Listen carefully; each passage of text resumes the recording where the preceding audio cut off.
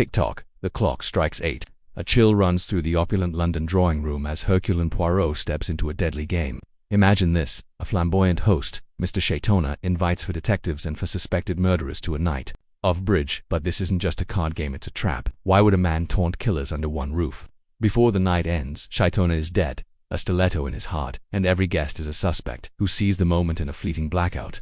Chapter 1. The invitation to a dangerous game. The late autumn drizzle painted London's streets in a sheen of silver, the gaslights flickering like wary sentinels as Hercule Poirot adjusted his immaculate Homburg hat and stepped from his cab. His patent leather shoes clicked sharply against the damp pavement, each step a testament to his unyielding precision. At 62, the Belgian detective's mustache remained as formidable as ever, its waxed tips curling with the confidence of a man who trusted his little gray cells above all else. Tonight, those cells were already stirring, provoked by an invitation as curious as it was unsettling. The invitation had arrived that morning, delivered by a liveried footman whose impassive face betrayed nothing of his employer's intentions. Placard, embossed with gold filigree, bore the name Mr. Shaitana in a florid script that seemed to mock its own extravagance. Poirot had turned it over in his gloved hands, noting the address: a fashionable townhouse in Mayfair and the promise of an evening of intrigue at an art exhibition. Shaitana, a man of nebulous origins and ostentatious wealth, was known in certain circles for his eclectic collections, rare manuscripts, exotic artifacts, and, if rumors were to be believed, secrets too dangerous to whisper. Poirot's curiosity had been piqued, not by the man's reputation, but by a single line scrawled in Shaitana's hand. "I have a collection you, Monsieur Poirot, will find most stimulating." Now, as he ascended the marble steps of Shaitana's residence, Poirot's eyes swept over the facade. The windows glowed with warm light, their heavy drapes hinting at opulence within. A butler, tall and gaunt as a spectre, opened the door before Poirot could knock, his voice a low murmur as he announced, "Monsieur Poirot, sir, Mr. Shaitana is expecting you." The foyer was a study in excess: crimson wallpaper embossed with peacock feathers, a chandelier dripping with crystal, and a Persian rug so plush it seemed to swallow sound. Poirot's gaze lingered on a glass case displaying a curved dagger, its hilt encrusted with emeralds, a collector's pride, or a warning. He filed the thought away as the butler led him through an arched doorway into the exhibition room. Air was thick with the scent of beeswax polish and the murmur of voices. Guests milled about, their evening attire a kaleidoscope of silks and tailcoats, their laughter tinged with the self-consciousness of those who knew they were being observed.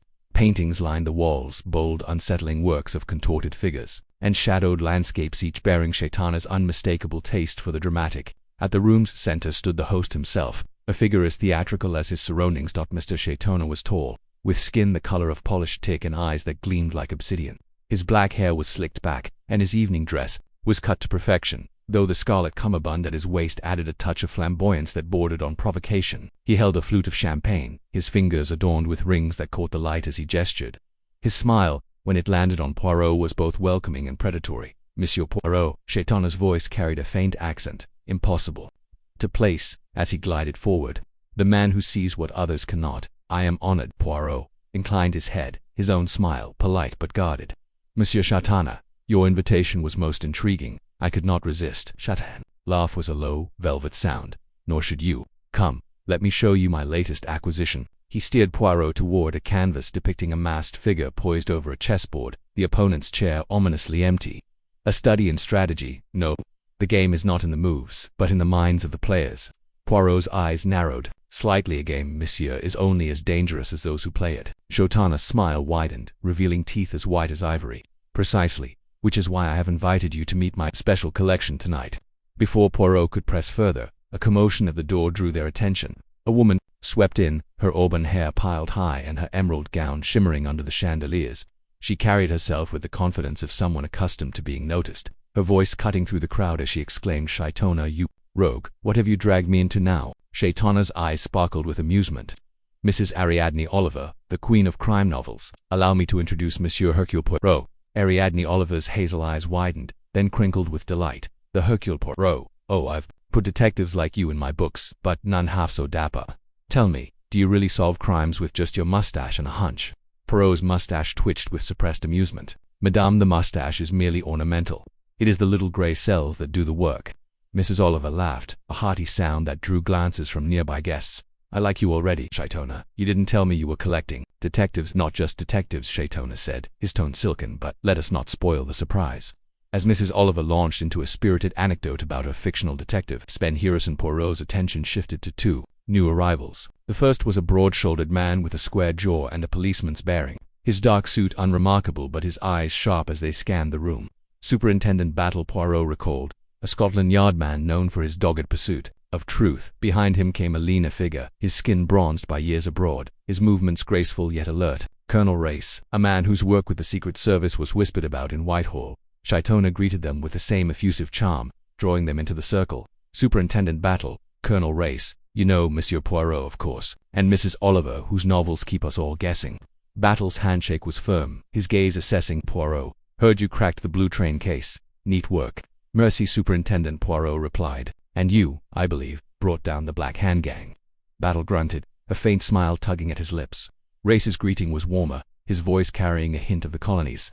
Poirot, it's been too long. Shaitana's got something up his sleeve, hasn't he? Undoubtedly, Poirot murmured, his eyes flicking to their host. Shaitana clapped his hands, drawing the room's attention. My friends, the exhibition is but a prelude. Tonight, I invite you to my home for dinner and a game that will test not just your skill, but your perception. The word hung in the air, heavy with implication. Poirot felt a prickle at the base of his neck, the instinct that had served him through countless cases. Shaitana's gaze lingered on him, as if daring him to unravel the riddle. The scene shifted to Shaitana's Mayfair townhouse where the dinner party was to take place. The cab ride through London's fog-shrouded streets was silent, each detective lost in thought. Poirot's mind churned, piecing together Shaitana's words. A collection, a game, perception. The man was playing at something far beyond a social gathering. The townhouse was even grander than the exhibition venue, its facade, a symphony of Georgian elegance. Inside, the dining room was a vision of decadence, a mahogany table set with silver and crystal, candelabras casting flickering shadows, and walls adorned with tapestries depicting mythological hunts. Poirot noted the 4 additional place settings, their presence a silent promise of new players in Shaitana's game. As the guests took their seats, Shaitana introduced the newcomers with a flourish of a ringmaster. Allow me to present my other guests, each a unique addition to our evening. First was Dr. Geoffrey Roberts, a Harley Street physician whose ruddy complexion and booming laugh suggested a man of hearty appetites. His eyes, however, were calculating, lingering on each guest, as if diagnosing their weaknesses. Next came Mrs. Lorimer, a widow of indeterminate age, her silver hair swept into an elegant chignon and her black gown understated yet commanding. Her expression was serene, but Poirot caught the faintest tightening of her lips when Shaitana mentioned her skill at bridge. Major John Despard followed, a rugged man in his 40s with the bearing of a soldier and the tan of distant jungles. His grey eyes were restless, scanning the room as if expecting an ambush. Last was Miss Anne Meredith, a young woman whose delicate features and soft voice contrasted with the nervous way her fingers twisted her napkin. Her wide blue eyes darted to Shaitana, then away, as if afraid of what she might see. Dinner, my friends, and then a game of bridge, Shaitana announced, raising his glass. But not just any game. Tonight, we play for stakes higher than money. The table fell silent, the clink of crystal and silver suddenly deafening. Poirot's gaze swept over the guests, noting their reactions. Battle's face was impassive, Race's faintly amused, Mrs. Oliver's openly curious. Dr. Roberts chuckled, but it sounded forced. Mrs. Lorimer's eyes narrowed slightly, Despard's jaw tightened, and Anne Meredith paled. What stakes, Shaitana? Battle asked, his voice steady. Shaitana's smile was enigmatic. Truth, Superintendent, the truth hidden in every hand, every bid, every play. You see, my collection, he paused, savoring the tension, is not of objects but of people. People who have, shall we say, played their own games with fate. Poirot's heart quickened. He leaned forward, his voice soft but piercing. And what, monsieur, is the nature of this collection? Shaitana's eyes locked onto his, gleaming with dark amusement. Murder, Monsieur Poirot. My collection is of those who have killed and walked away. Chapter 2. The bridge table beckons. The dining room at Mr. Shaitana's opulent London residence was a study in extravagance, its walls adorned with exotic artifacts and paintings that whispered of far-off lands and darker inclinations. The air was heavy with a scent of polished mahogany, beeswax, and the faint, lingering aroma of the exquisite meal just concluded. Hercule Poirot, seated at the long table, adjusted his perfectly knotted tie and surveyed the company with his keen, bird-like eyes. The dinner had been a triumph of culinary art: roast pheasant, delicate asparagus spears, and a dessert of creme brulee that had left even the fastidious detective momentarily distracted. Yet, as the servants cleared the final plates with silent efficiency, Poirot's mind was not on the meal but on the peculiar assembly gathered around him. Mr. Shaitana, their host, lounged at the head of the table, his dark eyes gleaming with a mischievous intensity that bordered on the unsettling. His thin, elegant fingers toyed with the stem of a crystal wineglass, and his smile, sharp as a blade, seemed to cut through the polite chatter. To Poirot's left sat Superintendent Battle, a sturdy, square-jawed man whose unassuming demeanor belied a razor-sharp mind honed by years at Scotland Yard. Across from him was Colonel Race, a tall, bronzed figure whose air of quiet authority spoke of his time in the Secret Service, his eyes scanning the room with the vigilance of a man accustomed to danger. Beside Race sat Mrs. Ariadne Oliver, the mystery novelist, her wild curls barely contained and her voice animated as she recounted a tale of her fictional Finnish detective, Sven Hirson, to anyone who would listen. Her laughter, bright and unrestrained, filled the room, though Poirot noted a flicker of curiosity in her glance toward their host. The other four guests, the ones Shaitana had so gleefully introduced as his collection, sat with varying degrees of ease. Dr. Geoffrey Roberts, a robust man in his late 40s with a booming laugh and a practiced charm, exuded the confidence of a successful physician. Mrs. Lorimer, a widow of refined bearing, her silver-streaked hair immaculately styled, watched the proceedings with a cool, analytical gaze that Poirot found intriguing. Major John Despard, rugged and tanned from his years as an explorer, seemed restless, his fingers drumming lightly on the table as if eager to escape the confines of the room. And then there was Miss Anne Meredith, the youngest of the group, her delicate features and wide, doe-like eyes giving her an air of fragility that Poirot suspected might be deceptive. She spoke little, her hands fidgeting with her napkin, her smile fleeting. Shaitana clapped his hands, the sound sharp and commanding attention. "My dear friends," he purred, his voice carrying a trace of an accent Poirot could not quite place, "the hour has come for the true entertainment of the evening. A game of bridge, to be precise. But not just any game, oh no, a game where the stakes are, shall we say, more intriguing than mere points." Poirot's mustache twitched slightly, a sign of his heightened alertness. Shaitana's words were laced with a theatricality that set his nerves on edge. The man's obsession with the macabre, his earlier talk of murder as an art form, had not been lost on Poirot. He glanced at Superintendent Battle, whose expression remained impassive, though his eyes narrowed slightly. Colonel Race leaned back in his chair, his posture relaxed but his gaze fixed on Shaitana. Mrs. Oliver, for her part, let out a delighted gasp. "Oh, bridge, I adore bridge, though I'm dreadful at it. My Sven would probably solve a murder by analyzing the cards, you know." Shaitana's smile widened. "Precisely, Mrs. Oliver. The cards reveal so much about a person's character, do they not? Their boldness, their caution, their cunning." His eyes flicked to Poirot, who met his gaze with a polite but guarded nod. "Tonight, we shall have 2 tables. In one room, our esteemed detectives Mr. Poirot, Superintendent Battle, Colonel Race, and the charming Mrs. Oliver will play their game. In the other, my special guests will play theirs. I shall merely observe, a humble spectator to the drama of the cards." The guests exchanged glances, some amused, others uneasy. Poirot noted their reactions with care. Dr. Roberts chuckled heartily, as if the idea of a game was a grand lark. Mrs. Lorimer's lips curved into a faint, knowing smile, her eyes betraying nothing. Major Despard's drumming fingers stilled, his expression one of reluctant acceptance. Anne Meredith's hands tightened on her napkin, her eyes darting toward Shaitana with a flicker of apprehension. The party moved to the drawing room, where 2 polished bridge tables awaited, each set with crisp green baize and gleaming decks of cards. The room was divided by a heavy velvet curtain, which Shaitana drew back with a flourish to reveal a smaller, equally luxurious space. A fire crackled in the grate, casting a warm glow over the second table, where Shaitana indicated the 4 suspects should sit. "You 4, he said, his voice dripping with delight, "will play here. I shall recline by the fire, watching the artistry of your game unfold." Poirot's eyes lingered on the arrangement. The setup was deliberate, theatrical, designed to unsettle. Shaitana's intention was clear: to place the 4 suspects under scrutiny, their every move observed not only by him but, indirectly, by the detectives in the adjacent room. It was a psychological experiment, and Poirot wondered just how far Shaitana intended to push it. As the detectives settled at their table, Mrs. Oliver shuffled the cards with an enthusiasm that bordered on chaos, sending one card skittering to the floor. "Oh, bother," she exclaimed, retrieving it with a laugh. "I do hope this isn't a metaphor for my detective skills tonight."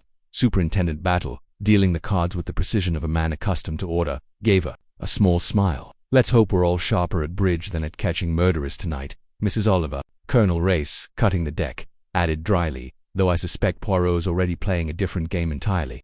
Poirot inclined his head, his fingers brushing the edge of his cards. "The game of observation, mon ami, always. It is the game of observation."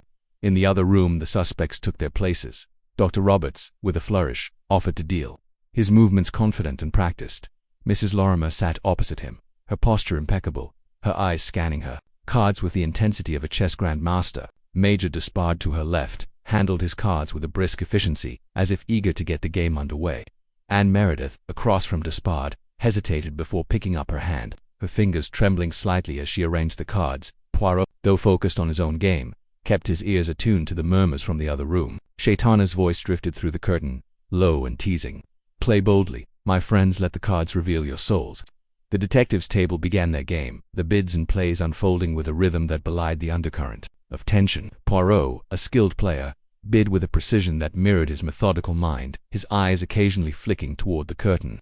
Battle played conservatively, his bids reflecting a cautious, methodical approach. Race, by contrast, took calculated risks, his plays bold but never reckless. Mrs. Oliver, true to her word, played with a chaotic energy, her bids often surprising and occasionally disastrous, though her laughter softened the sting of her mistakes. As the first rubber concluded, Poirot noted the scores with care, his mind already cataloguing the players' styles.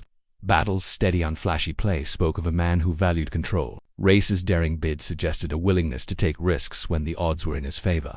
Mrs. Oliver's erratic style was, in its own way, revealing a mind that leaped to conclusions, sometimes brilliantly, sometimes disastrously, but it was the other table that held Poirot's true interest. Through the curtain, he caught snatches of conversation: Dr. Robert's hearty chuckle, Mrs. Lorimer's crisp responses to Spard's curt remarks, and Anne's soft, hesitant voice. Shaitana's comments, delivered with a velvet menace, punctuated the game. "Such a bold bid, Dr. Roberts. One might almost think you fearless." Or, to an M.S. Meredith, "Such caution. Are you always so careful, I wonder?" Poirot's little grey cells buzzed with activity. The bridge game, he realized, was more than a pastime. It was a mirror, reflecting the players' temperaments, their strengths, their weaknesses. Dr. Roberts' aggressive bid suggested a man who thrived on control, perhaps even domination. Mrs. Lorimer's precise, calculated plays spoke of a disciplined mind, one that could plan and execute with ruthless efficiency. Spard's daring, almost reckless style hinted at a man accustomed to danger, unafraid to take chances, and in Meredith her hesitant, almost apologetic plays suggested fear, or perhaps a desire to avoid scrutiny. The firelight from the other room cast long shadows through the curtain, and Poirot's attention sharpened as Shaitana's voice grew quieter, more intimate. "You know," the host said, his tone almost a whisper, "bridge is like life. One wrong move, and the game is lost, or someone is lost." A chill ran through Poirot, though he maintained his composure, trumpeting a trick with a deft flick of his wrist. Superintendent Battle glanced at him, a silent question in his eyes. Poirot gave a slight shake of his head, as if to say, "Not yet." Chapter 3. A stiletto. In the silence the bridge game had ended, the cards lying scattered across the tables like fallen leaves after a storm. The air in Mr. Shaitana's opulent London drawing-room was thick with the lingering tension of the evening, the clink of glasses and the murmur of conversation now replaced by an uneasy quiet. Hercule Poirot, his small, precise hands folded neatly in his lap, had been observing the players all night, his keen eyes darting from one to another, cataloguing their every gesture, every hesitation, every fleeting expression. The four detectives himself, Superintendent Battle, Colonel Race, and Mrs. Ariadne Oliver had played their own game in the adjacent room, a game of observation as much as of cards. But now, as the guests began to drift back toward the main drawing-room, Poirot felt a prickle of unease, a sensation that his famous little grey cells was stirring. Sensing something amiss, the room was a study in contrasts, the warm glow of the chandeliers casting golden light over the rich mahogany furniture, the deep crimson of the velvet curtains, and the gleaming silver of Shaitana's eclectic collection of curiosities displayed on every surface. Yet beneath this opulence lay a chill, a sense of something unnatural. Poirot's gaze swept over the four suspects: Dr. Geoffrey Roberts, Mrs. Lorimer, Major John Despard, and Miss Anne Meredith, who had been playing bridge in this very room, while Shaitana lounged by the fire, his dark eyes glittering with an unsettling amusement. The host had been silent for much of the game, content to watch, his long fingers occasionally tracing the edge of a glass or adjusting the cuff of his immaculate evening suit. Now, as the guests reconvened, Poirot's eyes narrowed. Shaitana had not risen to greet them. Superintendent Battle, a man whose solid, unassuming presence belied a razor-sharp mind, was the first to notice. He paused mid-step, his broad shoulders tensing as he turned toward the armchair where Shaitana sat, slumped in an oddly unnatural pose. Mr. Shaitana Battle's voice was calm, but there was an edge to it, a note of authority that cut through the room. No response came. Poirot, already on his feet, moved swiftly, his small, neat steps carrying him to the armchair. Colonel Race, his tanned face set in a grim line, followed close behind, while Ariadne Oliver, her usual exuberance subdued, hovered at the edge of the group, clutching her beaded handbag. Poirot leaned forward, his mustache quivering slightly. As he examined the figure before him, Shaitana's head was tilted back, his eyes half open, staring blankly at the ceiling. A thin trickle of blood, almost invisible against the dark fabric of his evening jacket, stained his chest. Protruding from the wound was the handle of a stiletto, its ornate design unmistakable, a piece from Shaitana's own collection, displayed earlier that evening with a flourish of pride. "Mon Dieu," Poirot murmured, his voice barely above a whisper. "He is dead." The words seemed to ripple through the room, freezing everyone in place. Anne Meredith let out a small, involuntary gasp, her hand flying to her mouth, her wide eyes fixed on the body. Dr. Roberts, his florid face paling slightly, stepped forward, his medical instincts overriding his shock. "Let me take a look," he said gruffly, but Battle held up a hand, his expression unyielding. "No one touches the body until we've secured the scene," Battle said, his voice steady but firm. "This is a crime scene now." He turned to Poirot, his eyes meeting the detective's in a silent acknowledgement of the gravity of the moment. "Monsieur Poirot, your thoughts?" Poirot straightened, his hands clasped behind his back, his face a mask of concentration. "It is murder, Superintendent," he said quietly. The stiletto was driven with precision, directly into the heart. Death would have been instantaneous, or nearly so, and yet. He paused, his eyes flicking toward the bridge table, where the cards still lay in disarray.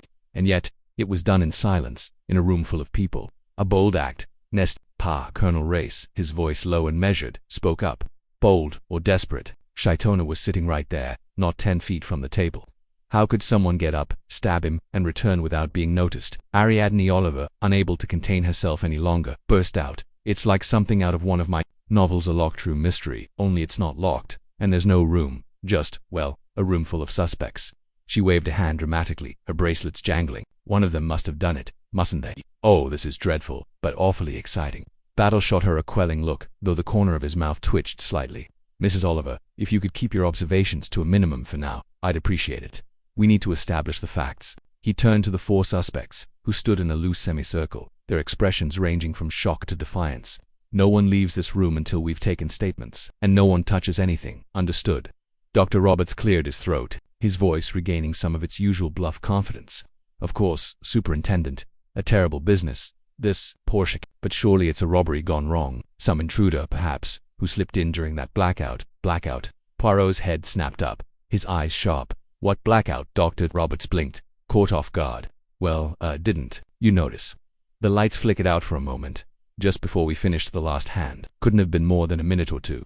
Thought it was a fuse or some such." Mrs. Lorimer, her silver hair gleaming under the chandelier, spoke for the first time, her voice cool and precise. It was brief, but quite disorienting. "We all paused the game until the lights returned. Mr. Shaitana was still by the fire then, I believe." Major, despite his lean frame tense, nodded curtly. "I remember it. Damned inconvenient, but it passed quickly. Didn't think much of it at the time." Anne Meredith, her voice barely audible, added, "It was a bit frightening. Everything went so dark, and then..." She trailed off, her hands twisting together nervously. Poirot's eyes gleamed as he absorbed this new information. "A blackout," he murmured. "Most interesting." And during this moment of darkness, the killer struck. But how, and why? He turned to Battle, his expression thoughtful. "Superintendent, may I suggest we examine the bridge scores? They may tell us something of the players' movements." Battle raised an eyebrow but nodded. "Go ahead, Poirot. I'll start with the statements. Race, can you check the windows and doors? Make sure we're not missing an outside angle." Race gave a crisp nod and moved toward the tall windows that overlooked Shaitana's garden, his footsteps silent on the thick Persian rug. Meanwhile, Battle began questioning the suspects, his notebook open, his pencil poised. Poirot, however, made his way to the bridge table, his fingers delicately lifting the score sheets as if they were priceless artifacts. The cards, the bids, the tricks played, they were a language to him, a map of the evening's events. He studied them intently, his lips pursed, his mind racing. The room buzzed with quiet activity. Dr. Roberts, under Battle's questioning, was expansive, his voice loud and hearty as he recounted the evening's events, though Poirot noted a slight tremor in his hands as he gestured. Mrs. Lorimer answered Battle's questions with a calm, almost detached precision, her eyes occasionally flicking toward Poirot as if gauging his thoughts. Despard's responses were clipped, his jaw tight, his gaze restless. Anne Meredith, when questioned, seemed on the verge of tears, her answers halting and uncertain. Ariadne Oliver, unable to stay still, sidled up to Poirot, her voice a stage whisper. "What do you make of it, Monsieur Poirot? Those cards do they really tell you anything? I mean, it's all numbers and suits, isn't it? Not exactly a confession written in blood." Poirot's eyes twinkled briefly, though his expression remained serious. "Madame, the cards are a mirror of the mind. Each player reveals themselves in how they bid, how they play, how they react to the unexpected. The bridge table is a stage, and tonight one of the players performed a most deadly act." Oliver's eyes widened. "You think the killer's one of them, don't you?" "Oh, I knew it. Shaitana said they were all murderers, didn't he? His collection. But which one? That doctor's too jolly, like my Sven Hurson when he's hiding something in Mrs. Lorimer. She's so cold, like a snake. Despard's got that dangerous look, well, she's just a mouse, isn't she? But mice can bite. Poirot held up a hand, his voice gentle but firm. Patience, Madame Oliver. The truth will reveal itself, but we must proceed with order and method. The bridge scores. They are a clue, yes, but they are not the only one. We must consider the psychology, the motive, the opportunity. Battle, having finished his initial round of questions, approached Poirot, his expression grim. No one's admitting to anything, naturally. All claim they were at the table during the blackout, though Despard says he stood to stretch his legs. Roberts insists he was shuffling cards. Lorimer says she was adjusting her glasses, and Miss Meredith says she dropped a pencil and bent to pick it up. Convenient, all of them moving about. Poirot nodded, his eyes still on the score sheets. And yet, Superintendent, one of them moved more than the others. The scores show it. One player's bids were inconsistent, as if their attention was elsewhere. I will need more time to confirm, but it is a beginning. Race returned from his inspection, his face set. No signs of forced entry. Windows were locked, doors secure. Whoever did this was already in the room. Chapter 4. Shadows of Past Crimes. The morning after Shaitana's shocking murder, the air in Superintendent Battle's office at Scotland Yard was thick with purpose. The four detectives Hercule Poirot, Superintendent Battle, Colonel Race, and Ariadne Oliver had convened to strategize their investigation into the four bridge players, Dr. Roberts, Mrs. Lorimer, Major Despard, and Anne Meredith. Each suspect, according to the late Mr. Shaitana, harbored a secret or past crime that had gone unpunished. The task now was to unearth those shadows, to peel back the layers of their carefully constructed lives and expose the truth. Poirot, with his impeccable suit and gleaming mustache, sat slightly apart, his eyes half closed as if in meditation, though his mind was a whirl of calculations. Battle, a man of solid presence and deliberate speech, stood at the head of the table, his notebook open. Colonel Race, tanned and lean from years abroad, leaned back in his chair, his expression unreadable. Ariadne Oliver, her hair slightly askew and her hands clutching a crumpled scarf, fidgeted with barely contained excitement, her novelist's imagination already spinning theories right. Battle began, his voice steady but laced with urgency. We've got four suspects, each with a seat at that bridge table, and one of them plunged a stiletto into Shaitana's heart. Shaitana's gamer's blasted collection suggests they've all got something to hide. Our job is to dig into their pasts, find the cracks, and see who had the nerve to kill him in front of us all. Poirot opened his eyes, his gaze sharp. Monsieur Battle, it is not only the past we must consider, but the present. The bridge game, it is a mirror of the soul. Each player revealed themselves in their bids, their discords, their scores. They are a map to the killer's mind. We must study them closely. Battle nodded, though his practical nature leaned more toward tangible evidence than Poirot's psychological musings. Fair enough, Poirot. You take the scores, see what they tell you. I'll start with official records, coroner's reports, police files, anything that might tie these four to a crime. Colonel Race, you've got contacts overseas. Can you look into Despard's expeditions? And Mrs. Oliver, he hesitated, unsure how to harness her erratic energy. Ariadne Oliver sat up straighter, her eyes gleaming. Don't you worry, Superintendent. I may not have a badge, but I've got instincts. I'll talk to people, friends, neighbors, anyone who knows these suspects. Women, especially, notice things, and I have a feeling about that Anne Meredith. She's too quiet, too fragile. It's always the quiet ones in my books who turn out to be the poisoners. Race suppressed a smile, while Poirot's lips twitched. Madame Oliver, your intuition is a gift, but we must temper it with method. Let us proceed with care, for the killer is clever and will not reveal themselves as easily with their roles assigned. The detectives dispersed, each to their own line of inquiry. The investigation had begun, and the shadows of the suspects' pasts were about to be dragged into the light.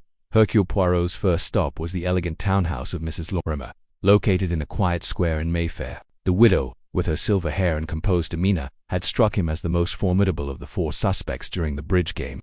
Her play had been precise, almost surgical, with no wasted moves. If she had killed, Poirot thought, it would have been with the same cold efficiency.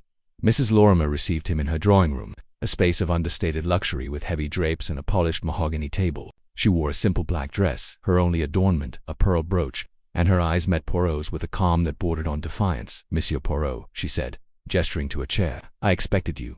Poirot accepted, noting the steadiness of her hands as she poured. Madame, you are a woman of great intelligence. I observed you at the bridge table last night. Your play, it was masterful. It tells me you are one who plans, who sees many moves ahead. She smiled faintly, setting the teapot down. Bridge is a game of strategy, Monsieur Poirot. One must anticipate the opponent's intentions while concealing one's own. But I suspect you are not here to discuss my bidding. Nan, madame, I am here because of Mr. Shaitana's unfortunate end. He spoke of his collection, of those who had committed crimes and escaped justice. I must ask, did you know of any such crime in your past, or another's? Her expression did not waver, but Poirot caught the slightest tightening of her fingers around her teacup. Mr. Shaitana was a theatrical man, prone to exaggeration. I am a widow, Monsieur Poirot, living quietly. My life has been unremarkable since my husband's death. As for crimes, I know only what one reads in the papers. Poirot tilted his head, his eyes never leaving hers. And yet, madame, you mentioned last night a friend, a woman who died unexpectedly some years ago. A tragedy, you called it. Might you share more? Mrs. Lorimer's gaze flickered, and for a moment Poirot thought he saw a shadow cross her face. You are thorough, Monsieur Poirot. The woman was Eleanor Carson, a friend from my youth. She died suddenly, during a holiday in Cornwall. A heart condition, the doctors said, was a shock, but there was no scandal, no crime. Merely loss. Poirot nodded, his expression unreadable. Merci, madame, your candor is appreciated. One final question. During the blackout at Mr. Shaitana's, did you leave your seat at the bridge table? Her eyes met his, steady once more. No, Monsieur Poirot, I remained at the table. The blackout was brief, and we continued our game. Poirot rose, bowing slightly. You have been most helpful, madame. I will not trouble you further for now. As he left the townhouse, Poirot's mind churned. Mrs. Lorimer's composure was formidable, but her mention of Eleanor Carson had been reluctant, almost rehearsed. There was a story there, and he intended to find it. Meanwhile, Superintendent Battle was buried in the archives of Scotland Yard, sifting through dusty files and coroner's reports. His focus was Dr. Geoffrey Roberts, the jovial physician whose bold bridge play had matched his hearty demeanor. Battle's instincts told him that Roberts' charm was a mask, one that might hide a darker history. After hours of searching, Battle, I found a promising lead, a case from 7 years prior involving the death of a Mrs. Clara Craddock, a wealthy patient of Dr. Roberts. The official report listed the cause of death as anthrax, contracted from an infected shaving brush, a rare but plausible accident at the time. Yet Battle's trained eye caught inconsistencies. The coroner's notes mentioned rumors of an affair between Roberts and Mrs. Craddock, and her husband had contested the verdict, claiming Roberts had been negligent or worse. The case had been closed for lack of evidence, but Battle's suspicions were roused. He made a note to visit Mr. Craddock, who still lived in London, and to request the exhumation of Mrs. Craddock's body if possible. Anthrax was a convenient explanation, but Battle knew poison could mimic its symptoms. If Roberts had killed before, the stiletto in Shaitana's chest might be the work of a practiced hand. Colonel Race, ever the man of action, had taken a different approach. His inquiry led him to the Travelers' Club, where old comrades of Major John Despard gathered over cigars and brandy. Despard, with his rugged good looks and tales of adventure, was a figure of admiration among explorers. But Race knew that expeditions often hid darker truths.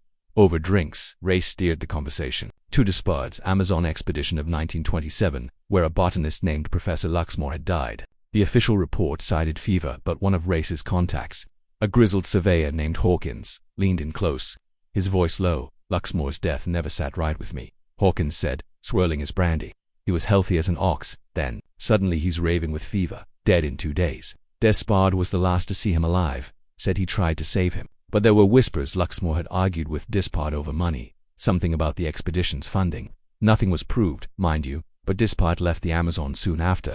Race's expression remained neutral, but his mind was alert. An argument over money, a sudden death in the jungle. Despard's daring bridge play suggested a man who took risks, perhaps lethal ones. Race thanked Hawkins and made a mental note to cable his contacts in Brazil for any surviving records of the expedition. Ariadne Oliver, true to her word, had thrown herself into her own investigation with the zeal of a bloodhound. Her target was Anne Meredith, the youngest and seemingly most innocent of the suspects. Anne's hesitant bridge play and wide-eyed fear had struck Oliver as a performance, one that hid something deeper. She's like a character in one of my novels, Oliver muttered to herself as she navigated the bustling streets of Chelsea, where Anne shared a flat with a friend named Rhoda Dawes. Oliver's plan was simple: charm her way into Anne's circle and observe. She arrived at the flat under the pretense of returning a scarf she claimed Anne had left at Shaitana's party, a flimsy excuse. But Oliver's disarming chatter made it work. Rhoda, a lively young woman with a quick laugh, welcomed her inside, while Anne hovered nervously in the background. "Oh, Miss Oliver, how kind of you," Rhoda exclaimed, taking the scarf. "Anne's been so upset about last night, haven't you?" Anne's cheeks flushed, and she nodded, her hands twisting. "Together it was horrible, Mr. Shaitana. I mean, I still can't believe it."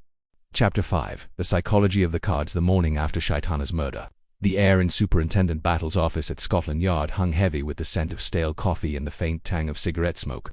The room was Spartan, its walls adorned only with a faded map of London and a single, stern portrait of a former commissioner. Battle sat behind a cluttered desk, his broad shoulders squared, his face a mask of quiet determination. Across from him, Hercule Poirot perched on a wooden chair, his small neat hands folded over the silver head of his cane. His eyes, sharp and green as a cat's, glinted with the intensity of a man whose mind was already several steps ahead. Colonel Race leaned against the windowsill, his tanned face betraying a restlessness that contrasted with Poirot's stillness. Ariadne Oliver, meanwhile, sprawled in an armchair, her wild hair barely contained by a scarlet scarf, her fingers drumming impatiently on a notebook. "Well, gentlemen and Mrs. Oliver," Battle began, his voice low but commanding, "we've got a mess on our hands. Shaitana's dead, stabbed clean through the heart, and one of those 4 bridge players did it. The question is, who and why?" Poirot tilted his head, his mustache twitching slightly. "The why, mon ami, is perhaps less important at this moment than the how. The method it speaks to us. A stiletto plunged with precision in a room full of people during a game of bridge. It is audacious, an audacity. It leaves its mark." Battle nodded, flipping open a notebook. "Let's start with the facts. The blackout lasted no more than 30 seconds, according to the servants. Shaitana was alive when the lights went out, dead when they came back on. The stiletto was from his own collection, displayed on the wall above the fireplace. Whoever did it moved fast and quiet." "Fast, yes," Poirot murmured, "but not reckless. The killer, he or she knew exactly what they were doing. This was not a crime of passion, but of calculation. And calculation, it is reflected in the game they played." Ariadne Oliver sat up, her eyes bright with curiosity. "The bridge scores, you mean?" "Oh, I knew there was something to those scribbles. I always say you can tell a person's character by how they play cards. My Finnish detective, Sven Hirsen, he solves a case in the 9 of spades by noticing how a suspect bids in whist. Of course, nobody plays whist anymore." "But Mrs. Oliver," Battle interrupted gently, "let's stick to bridge for now. Poirot, you've been harping on those scores since last night. What's in them?" Poirot rose, pacing the small room with the grace of a dancer. "The bridge scores, they are more than numbers. They are a mirror of the mind. Each player they reveal themselves in their bids, their plays, their hesitations. Dr. Roberts, he is bold, aggressive, taking risks that others would avoid. Mrs. Lorimer, she is precise, methodical, never making a move without weighing every possibility. Major Despard, he plays with instinct, with daring, but not without control. And Miss Meredith Anshay is cautious, timid, yet capable of surprising, cunning when cornered." Race crossed his arms, his voice skeptical. "You're saying we can catch a murderer by how they play bridge?" "That's a stretch, even for you, Poirot." "Not catch," Colonel Poirot corrected, raising a finger. "Understand. The killer. They could not hide their nature at the table. The audacity to stab Shaitana in a crowded room, it is the same audacity that shows in their game. And the scores, they tell us who left their seat more than the others. One player, their score sheet shows gaps, moments when they did not play. Moments when, perhaps, they stood, moved, struck." Battle's eyes narrowed. "You're talking about physical evidence now." "Which player?" Poirot smiled enigmatically. "Patience. Superintendent, the scores, they point to a possibility, but they are not proof. We must dig deeper into the minds of our suspects, and for that, we must observe, question, and provoke." Ariadne Oliver clapped her hands, her voice bubbling with excitement. "Provoke, oh, I love it. Like when Sven Hirsen pretends to lose his pipe to make a suspect nervous. We could stage something, a fake clue, a trap." "What if we, Mrs. Oliver?" Battle said, rubbing his temples. "Let's leave the traps to Poirot for now. I've got men digging into the suspects' backgrounds, but it's slow going. Roberts is a doctor, well respected, but there's a whisper about a patient who died unexpectedly. Despard's been in some tight spots on his expeditions accidents. They say Mrs. Lorimer is clean as a whistle, but she's sharp, too sharp for my liking. And in Meredith she's young, nervous, but there's something she's not telling us." "Something, yes," Poirot agreed, his voice soft. "Miss Meredith, she is like a small bird, fluttering, frightened, but even a bird, when it is cornered, will peck. Mrs. Oliver, you have the intuition of the woman Nan. What do you think of Miss Meredith?" Ariadne blinked, caught off guard. "Me? Well, I think she's hiding something. She's too sweet, too fragile. Nobody's that innocent. In my books, the quiet ones always have a skeleton in the cupboard, like in The Body in the Billiard Room where the governess—" "Yes, yes," Poirot said, waving a hand. "Your intuition, it is valuable. We shall keep an eye on Mademoiselle Meredith. But now, we must divide our efforts. Superintendent, you will continue with the official inquiries. Colonel Race, your connections, they may uncover secrets about Major Despard's travels. Mrs. Oliver, you will charm the suspects. Yes, your fame as a novelist, it opens doors. And I, Hercule Poirot, I will study the cards and the players." The meeting broke up, each detective with a purpose. Poirot lingered in Battle's office, staring at the bridge score sheets spread across the desk. The numbers danced before his eyes, a code waiting to be cracked. Dr. Roberts' bold bids, Mrs. Lorimer's meticulous tricks, Despard's daring slams, Anne's hesitant parses. They were more than a game. They were a confession, if only he could read it. The next day found Poirot in a small, elegant tea-room in Mayfair, seated across from Mrs. Lorimer. The widow, dressed in a severe black dress, sipped her tea with the precision of a surgeon. Grey eyes, cool and assessing, met Poirot's without flinching. "Monsieur Poirot," she said, her voice low and measured, "you suspect me of murder. I am not offended. A man of your reputation must suspect everyone. But I assure you, I had no reason to kill Mr. Shaitana." Poirot inclined his head, his smile polite but probing. "Madame, I suspect only the truth. You are a woman of great intelligence, a master of bridge. Your game it is like a chessboard, every move planned. Tell me, did you notice anything unusual during the game last night?" Mrs. Lorimer's lips thinned. "Unusual? The blackout, of course. It was brief but unsettling. Mr. Shaitana was fond of theatrics, but I wondered if it was planned. As for the others, Dr. Roberts was his usual boisterous self, Major Despard focused, Miss Meredith nervous, nothing out of the ordinary. And yet," Poirot said, leaning forward, "someone left their seat. The scores, they suggested. You, madame, you played every hand without pause, but one of your partners, they were not so diligent." Her eyes flickered, a momentary crack in her composure. "You've studied the scores closely. I see. Very well. I'll tell you something, Monsieur Poirot, because I respect your mind. During the blackout, I heard a rustle, a movement near the fireplace. I thought it was Shaitana adjusting his position, but now perhaps it was someone else." Poirot's mustache twitched. "A rustle, you say? Most interesting. And your partner, at the time, who was it?" "Dr. Roberts," she said, her voice flat. "But I make no accusations. I merely state what I heard." Poirot nodded, filing the information away. "You are most helpful, madame. One last question. You knew a woman, some years ago, who died under suspicious circumstances. A friend, perhaps?" Mrs. Lorimer's face hardened. "You've been thorough." "Yes, I knew her. She was my cousin, and her death was a tragedy, but it was an accident, Monsieur Poirot. The inquest was clear, of course," Poirot said smoothly. "I thank you for your time, madame." As Mrs. Lorimer departed, Poirot sipped his tisane, his mind racing. Her composure was formidable, but the mention of her cousin had struck a nerve, and the rustle by the fireplace. Dr. Roberts, perhaps, or was Mrs. Lorimer deflecting suspicion? Meanwhile, Ariadne Oliver was having less success with Meredith. The young woman had agreed to meet at a modest cafe near her flat, but her hands trembled as she stirred her tea. Ariadne, determined to play the role of the eccentric novelist, launched into a rambling tale about her latest book. "You see, Miss Meredith, my detective Sven Hurson, he always says you can tell a liar by their eyes. Not that I'm saying you're lying, of course, but you do seem awfully jumpy. Is it the murder? Ghastly business, isn't it?" Anne's pale face flushed. "It's horrible. Mr. Shaitana, he was so kind to invite me, and now I don't know what to think." Ariadne leaned forward, her voice conspiratorial. "Between you and me, dear, I think he knew something about someone, that's why he was killed. Did he ever say anything odd to you about, oh, I don't know secrets?" Anne's cup clattered against its saucer. "No, I mean he was always polite, but he did say once that he liked to collect stories, people's stories. I thought he meant gossip, but now I'm not sure." Ariadne's eyes gleamed. "Stories, you say? Fascinating. And what's your story, Miss Meredith? You're so young to be mixed up in all this." Anne stood abruptly, her chair scraping the floor. I have to go. I'm sorry, Mrs. Oliver. I don't feel well." Chapter 6. A dance of motives. The air in London was crisp, carrying the faint bite of autumn as Hercule Poirot and Colonel Race made their way through the bustling streets toward Anne Meredith's modest flat in Chelsea. The city hummed with its usual cacophony, horse-drawn carriages clattering alongside early motor cars, vendors shouting their wares, and the distant chime of Big Ben marking the hour. Poirot, immaculate in his tailored overcoat and polished shoes, walked with a purposeful stride, his cane tapping lightly on the pavement. Race, taller and leaner, kept pace, his military bearing evident despite his casual tweed suit. Their mission was clear: to probe deeper into Anne Meredith's past, the youngest and seemingly most nervous of Mr. Shaitana's four exhibits. Poirot's mind was a whirl of deductions, his little grey cells sifting through the events of the bridge evening. The murder of Shaitana, stabbed with his own stiletto during a fleeting blackout, had left a puzzle as intricate as the bridge game itself.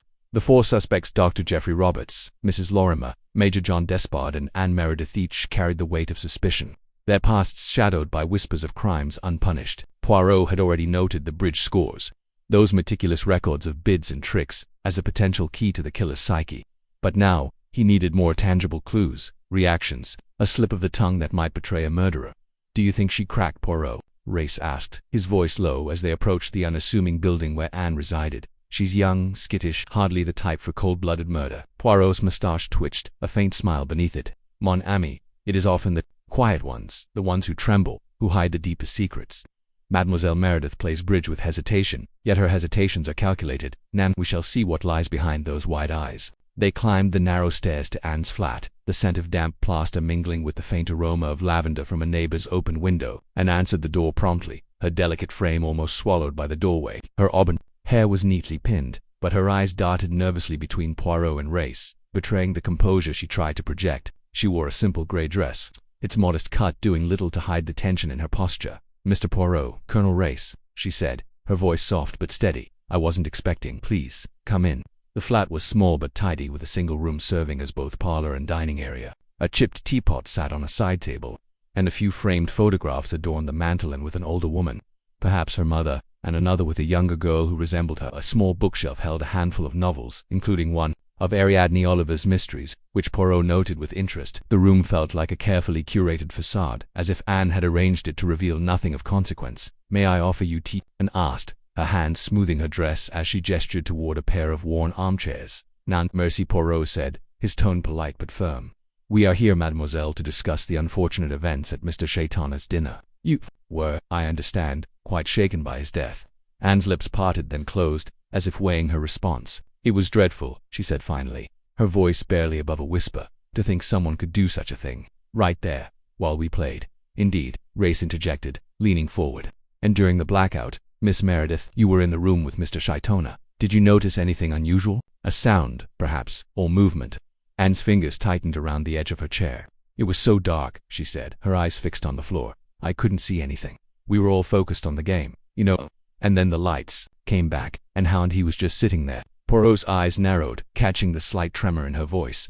"And yet, mademoiselle, the bridge score suggests you left your seat more than the others, perhaps to fetch a drink, or to speak with Mr. Shaitana." Her head snapped up, color draining from her face. I don't know what you mean. I might have stood up once, to stretch my legs." "It was a long game." Poirot nodded, his expression unreadable, of course. "The strain of bridge, it can be fatiguing. Tell me, mademoiselle, have you known Mr. Shaitana long?" "No, not really," she replied quickly. "He invited me because we met at an art gallery. He said he admired my taste." "Admired your taste," Poirot repeated, his tone almost playful. "And what did he admire, I wonder?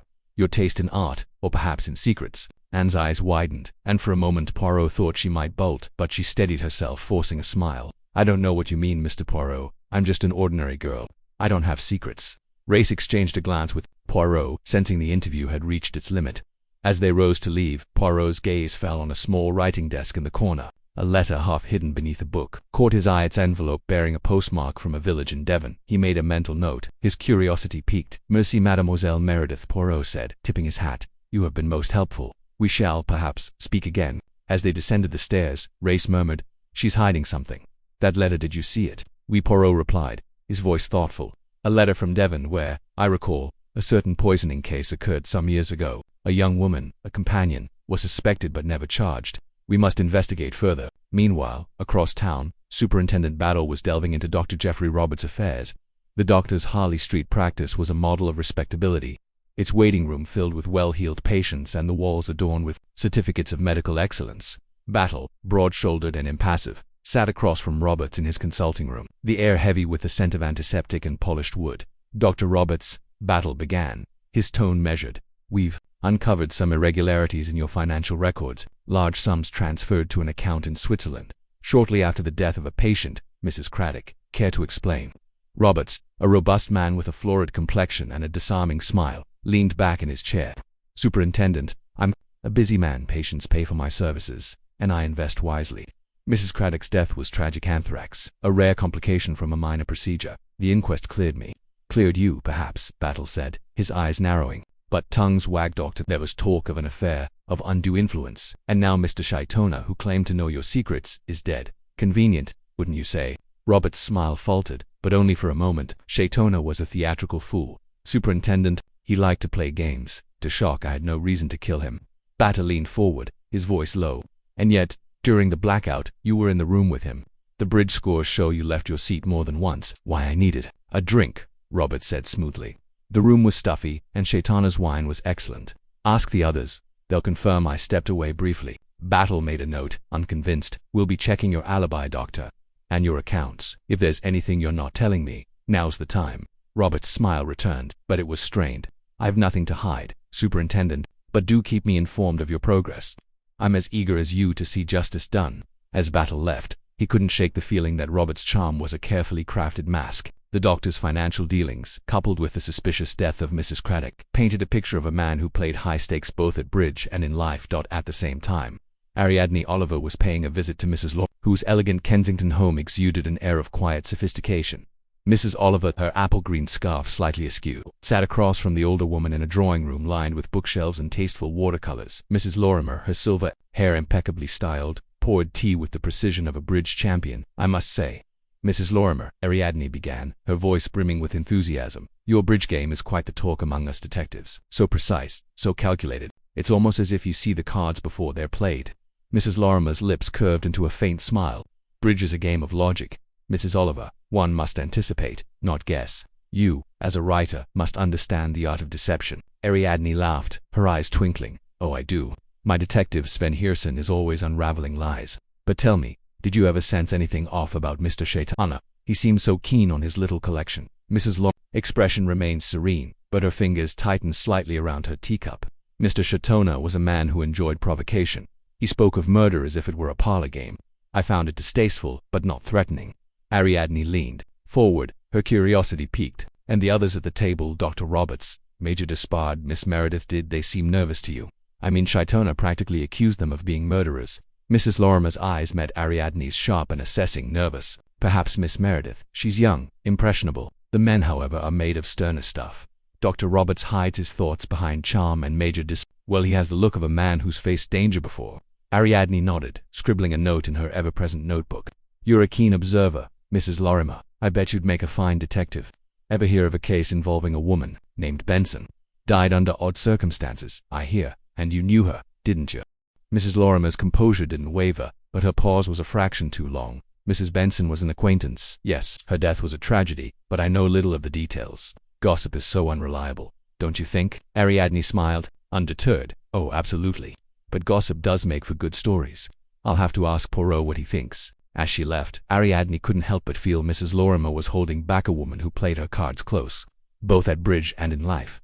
Back at Scotland Yard, the detectives reconvened to share their findings. Battle's office was a stark contrast to Shaitana's opulent home-plane walls, a cluttered desk, and a faint smell of ink and tobacco. Poirot, Race, Battle, and Ariadne Oliver sat around a table strewn with notes and photographs. The bridge score spread out like a map to the killer's mind. "Dr. Roberts is slippery," Battle said, tapping a file. "His finances are a mess, and that Craddock case stinks of foul play. He had motive to silence Shaitana, and Meredith is scared," Race added. "That letter from Devon Poirot, you think it's tied to the poisoning case?" "Perhaps," Poirot said, stroking his mustache. "Mademoiselle Meredith is not what she seems. Her fear, it is genuine, but is it the fear of discovery or the fear of a killer?" Ariadne Oliver, munching on an apple, chimed in. "Mrs. Lorimer knows more than she lets on. She's too calm, too controlled. And that Benson case, there's a story there, I'm sure of it." "And Despard?" Battle asked, glancing at Race. "His Amazon expedition has gaps," Race said. "A botanist died officially in accident, but the locals whispered of foul play. Despard's not the type to stab in the dark, but he's no saint." Poirot listened, his eyes half closed, as if visualizing the bridge table. "Each suspect, Ms. Amos, dances with a motive, but the dance is not yet complete. We must observe them again, in action. I propose a little experimental recreation of the bridge game, with all four suspects. We shall watch their hands, their eyes, their bids. The killer, he will reveal himself." The others nodded, intrigued by Poirot's plan. The next evening, they gathered at Shaitana's home, now eerily quiet without its flamboyant host. The suspects arrived, each betraying subtle signs of unease. Dr. Roberts with his forced joviality, Mrs. Lorimer with her icy calm, Despard with a restless energy, and Anne Meredith with trembling hands that betrayed her nerves. The bridge tables were set, the same cards dealt as on the fatal night. Poirot, seated with the detectives, watched intently as the suspects played. Dr. Roberts bid aggressively, his laughter too loud. Mrs. Lorimer played with surgical precision, her eyes rarely leaving the cards. Despard took risks, his jaw tight, and Anne hesitated, her fingers fumbling as she glanced toward the empty chair where Shaitana had died. As the game progressed, Poirot leaned toward Battle, whispering, "Observe, mon ami, the one who hesitates too much, or not at all, to betray their guilt." The room grew tense, the air thick with unspoken accusations. Then, a moment of chaos. Anne dropped her cards, scattering them across the table. her face flushed as she scrambled to gather them, her hands shaking violently. "I'm sorry," she gasped, her voice breaking. I can't do this."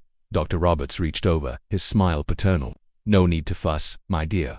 Just a game." But Poirot's eyes gleamed. Anne's reaction was more than nerves, it was fear, raw and unfiltered.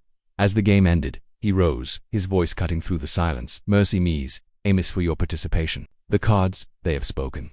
And tomorrow, we shall speak again." As the suspects left, Poirot turned to his colleagues. "The dance of motives, it accelerates. Mademoiselle Meredith's hands, they tremble not from guilt, but from knowledge. We must protect her, for the killer may strike again." The chapter closed with the detectives dispersing into the night, the weight of the case heavier than ever. Poirot's plan had stirred the pot, and the killer, sensing the net tightening, would surely act. The stage was set for a dangerous move, leaving the listeners breathless for what would come next. Chapter 7. The second strike. The morning air in London carried a chill that seemed to seep into the very bones of the city, a fitting backdrop for the grim discovery that awaited Hercule Poirot and his fellow investigators. The news of Mrs. Lore's death arrived like a thunderclap, shattering the fragile momentum of their investigation into Mr. Shaitana's murder. It was Superintendent Battle who received the call first, his face hardening as he listened to the voice on the other end of the line. Poirot, standing nearby in the modest office Battle had commandeered at Scotland Yard, noted the subtle tightening of the superintendent's jaw, the way his fingers gripped the receiver just a fraction too tightly. "Mrs. Lorimer," Battle said, setting the phone down with a deliberate slowness. "Found dead in her home this morning. Apparent suicide. There's a letter confessing to Shaitana's murder." Poirot's mustache twitched, and his green eyes narrowed. "Suicide, you say? Nan, mon ami. This is no suicide. This is the second strike of our killer." His voice was soft but carried the weight of certainty, and the room seemed to still around him. Colonel Race, leaning against a filing cabinet, straightened, his military bearing snapping into focus. Ariadne Oliver, who had been flipping through a notebook filled with her sprawling handwriting, let out a dramatic gasp, her eyes wide with a mix of horror and fascination. "A second murder," she exclaimed, her voice rising. "Oh, this is dreadful, but also rather thrilling, don't you think? Like something out of one of my novels, only much more real." Poirot gave her a sidelong glance, his expression one of patient indulgence. "Madame Oliver, reality is far less accommodating than fiction. A second death means our adversary is bold, perhaps desperate. We must act swiftly." Battle nodded, already reaching for his coat. "The scene's being secured now. Let's go." The four detectives, Poirot, Battle, Race, and Oliver, arrived at Mrs. Lorimer's elegant townhouse in Chelsea, where the morning light filtered through heavy drapes, casting long shadows across the polished floors. The house was a study in understated wealth, mahogany furniture, Persian rugs, and a faint scent of lavender lingering in the air. But the atmosphere was heavy with the presence of death. Mrs. Lorimer's body was found in her drawing room, seated in a high chair, her hands folded neatly in her lap. A syringe lay on the table beside her, its needle glinting faintly in the dim light. Nearby, a single sheet of paper bore a handwritten confession, its words stark and damning. Poirot knelt beside the body, his movements precise, almost reverent. He examined the syringe without touching it, noting the faint residue of liquid inside. "Morphine, perhaps," he murmured, "administered with precision. But by whom?" Battle, coordinating with the uniformed officers, directed their attention to the letter. It was written in a flowing hand, the ink still fresh, and it read, "I can no longer bear the guilt. It was I who killed Mr. Shaitana. His knowledge of my past was too much, and in a moment of panic I struck. I cannot live with this burden. Forgive me." The signature was unmistakably Mrs. Lorimer's, or so it appeared, but Poirot's eyes lingered on the paper, his fingers hovering over the edges as if he could sense the deceit woven into the words. "This letter," he said, standing, "is a fabrication. The handwriting may mimic hers, but the phrasing, it lacks her precision, her elegance. Mrs. Lorimer was a woman of control, of intellect. She would not confess so clumsily." Race, who had been inspecting the room for signs of a struggle, nodded. "No signs of forced entry. The windows are locked, the doors secure. Whoever did this was either let in or already here." Ariadne Oliver, pacing near a bookshelf, turned abruptly. "But why kill her? She was so composed, like a queen at that bridge table. If she was the killer, why would she confess and then die? It doesn't add up." Poirot's lips curved into a faint smile. "Exactement, madame, does not add up because it is not meant to. This is a move in the game, a bold play to divert us. The killer seeks to close the case by sacrificing a pawn." Battle's eyes narrowed. "You're saying the killer murdered Mrs. Lorimer to frame her for Shaitana's death?" "Precisement," Poirot replied. "But we shall not be so easily misled. Come, let us examine the evidence." The detectives set to work, each bringing their unique perspective to the scene. Battle, methodical and grounded, interviewed the household staff. A maid and a cook who reported nothing unusual the previous night. The maid, a nervous young woman named Elsie, mentioned that Mrs. Lorimer had seemed preoccupied but not distressed. She was always so calm, Sir, Elsie said, twisting her apron. Even last night, she was reading by the fire, just as usual. Race, with his knack for uncovering hidden connections, searched Mrs. Lorimer's desk and found a small diary. Its entries were brief, mostly appointments and reminders. But one caught his eye. A meeting with Dr. Roberts 2 days prior, noted simply as discuss matter. Race showed it to Poirot, who raised an eyebrow. Dr. Roberts, Poirot mused. His name surfaces again. A bold player at the bridge table, and perhaps in life as well. Ariadne Oliver, meanwhile, was drawn to a small photograph on the mantelpiece, a portrait of a younger Mrs. Lorimer with a man who bore a striking resemblance to her. Her husband, perhaps, Oliver wondered aloud, or a brother. There's a story here, I can feel it. Something tragic, something that made her the way she was. Poirot nodded, filing the observation away. Every detail tells a story. Madame, we must listen carefully. The detectives reconvened to discuss their findings. Battle reported that the coroner's initial assessment suggested morphine poisoning, likely administered via the syringe. The dose was precise, lethal within minutes. Whoever did this knew what they were doing, Battle said. Medical knowledge, perhaps, Dr. Roberts, Race said, his voice low. He's a physician. He'd know how to administer a fatal dose. Poirot held up a hand. Let us not leap to conclusions. Dr. Roberts is a suspect. But so are Major Despard and Miss Meredith. We must consider all possibilities. Ariadne Oliver, ever the dramatist, threw up her hands. But it's so obvious. Dr. Roberts has the means, the opportunity, and probably a motive we haven't uncovered yet. He's too charming, too smooth. I never trust a man with such perfect manners. Poirot chuckled softly. Your instincts are valuable, madame, but we must rely on evidence, and I have a plan to uncover it. The detectives returned to Scotland Yard, where Poirot outlined his bold strategy. We shall introduce a new element into the game, he said, his eyes gleaming. A witness, a window cleaner perhaps, who claims to have seen something incriminating. But this witness will be no ordinary man. He will be an actor, hired by Poirot to provoke a reaction. Battle frowned. A risky move, Poirot. If the killer calls your bluff, we could lose credibility. Non mon ami, Poirot replied. The killer will not call the bluff. They will react, and in that reaction we shall find the truth. The plan was set in motion. Poirot contacted a theatrical acquaintance, a Mr. Harold Grayson, who agreed to pose as the window cleaner. Grayson was a wiry man with a flair for improvisation, and Poirot coached him carefully on the details of his testimony. The story was simple. Grayson would claim to have seen a man resembling Dr. Roberts near Mrs. Lorimer's home at the time of her death, lingering by the garden gate. The detectives arranged to confront Dr. Roberts at his Harley Street office, a sleek space filled with medical texts and polished instruments. Roberts greeted them with his usual charm, his smile as bright as ever. But Poirot noted a flicker of unease in his eyes when Battle introduced the witness. Mr. Grayson, here, Battle said, gesturing to the actor, was cleaning windows in Chelsea yesterday evening. He saw you, Dr. Roberts, outside Mrs. Lorimer's home around the time she died. Roberts' smile faltered, but only for a moment. Nonsense, he said, leaning back in his chair. I was at my club, playing cards. Dozens of people can vouch for me. Grayson, playing his part with gusto, stepped forward. I'm sure it was you, sir. Tall, dark hair, wearing a grey overcoat. You were by the gate, looking well furtive, if I may say so. Robert's face reddened, and his hands clenched on the desk. This is absurd. I demand to know who this man is. I wasn't anywhere near Chelsea last night. Poirot watched closely, noting the sweat beading on Robert's forehead, the slight tremor in his voice. Calm yourself, Dr. Poirot said smoothly. If you were not there, you have nothing to fear. But perhaps you visited Mrs. Lorimer recently to discuss a matter. Roberts hesitated, then nodded. Yes, I saw her 2 days ago. We discussed a mutual acquaintance, nothing more. And last night, Battle pressed, I told you I was at my club. Roberts snapped, his composure fraying.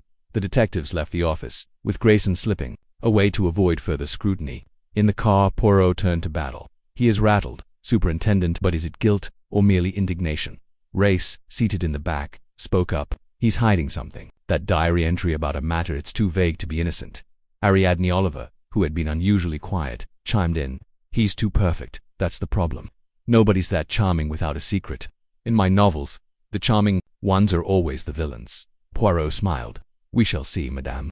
But for now we must turn our attention to the others. The investigation shifted to Major Despard, whose alibi for the night of Mrs. Lorimer's death was less solid than he'd claimed. Battle's inquiries revealed that Despard had been seen leaving his flat around the time of the murder, though he insisted he'd only gone for a walk. When confronted, Despard's temper flared, his blue eyes flashing with defiance. I'm no murderer, he growled. I've faced danger in the jungle, on the battlefield.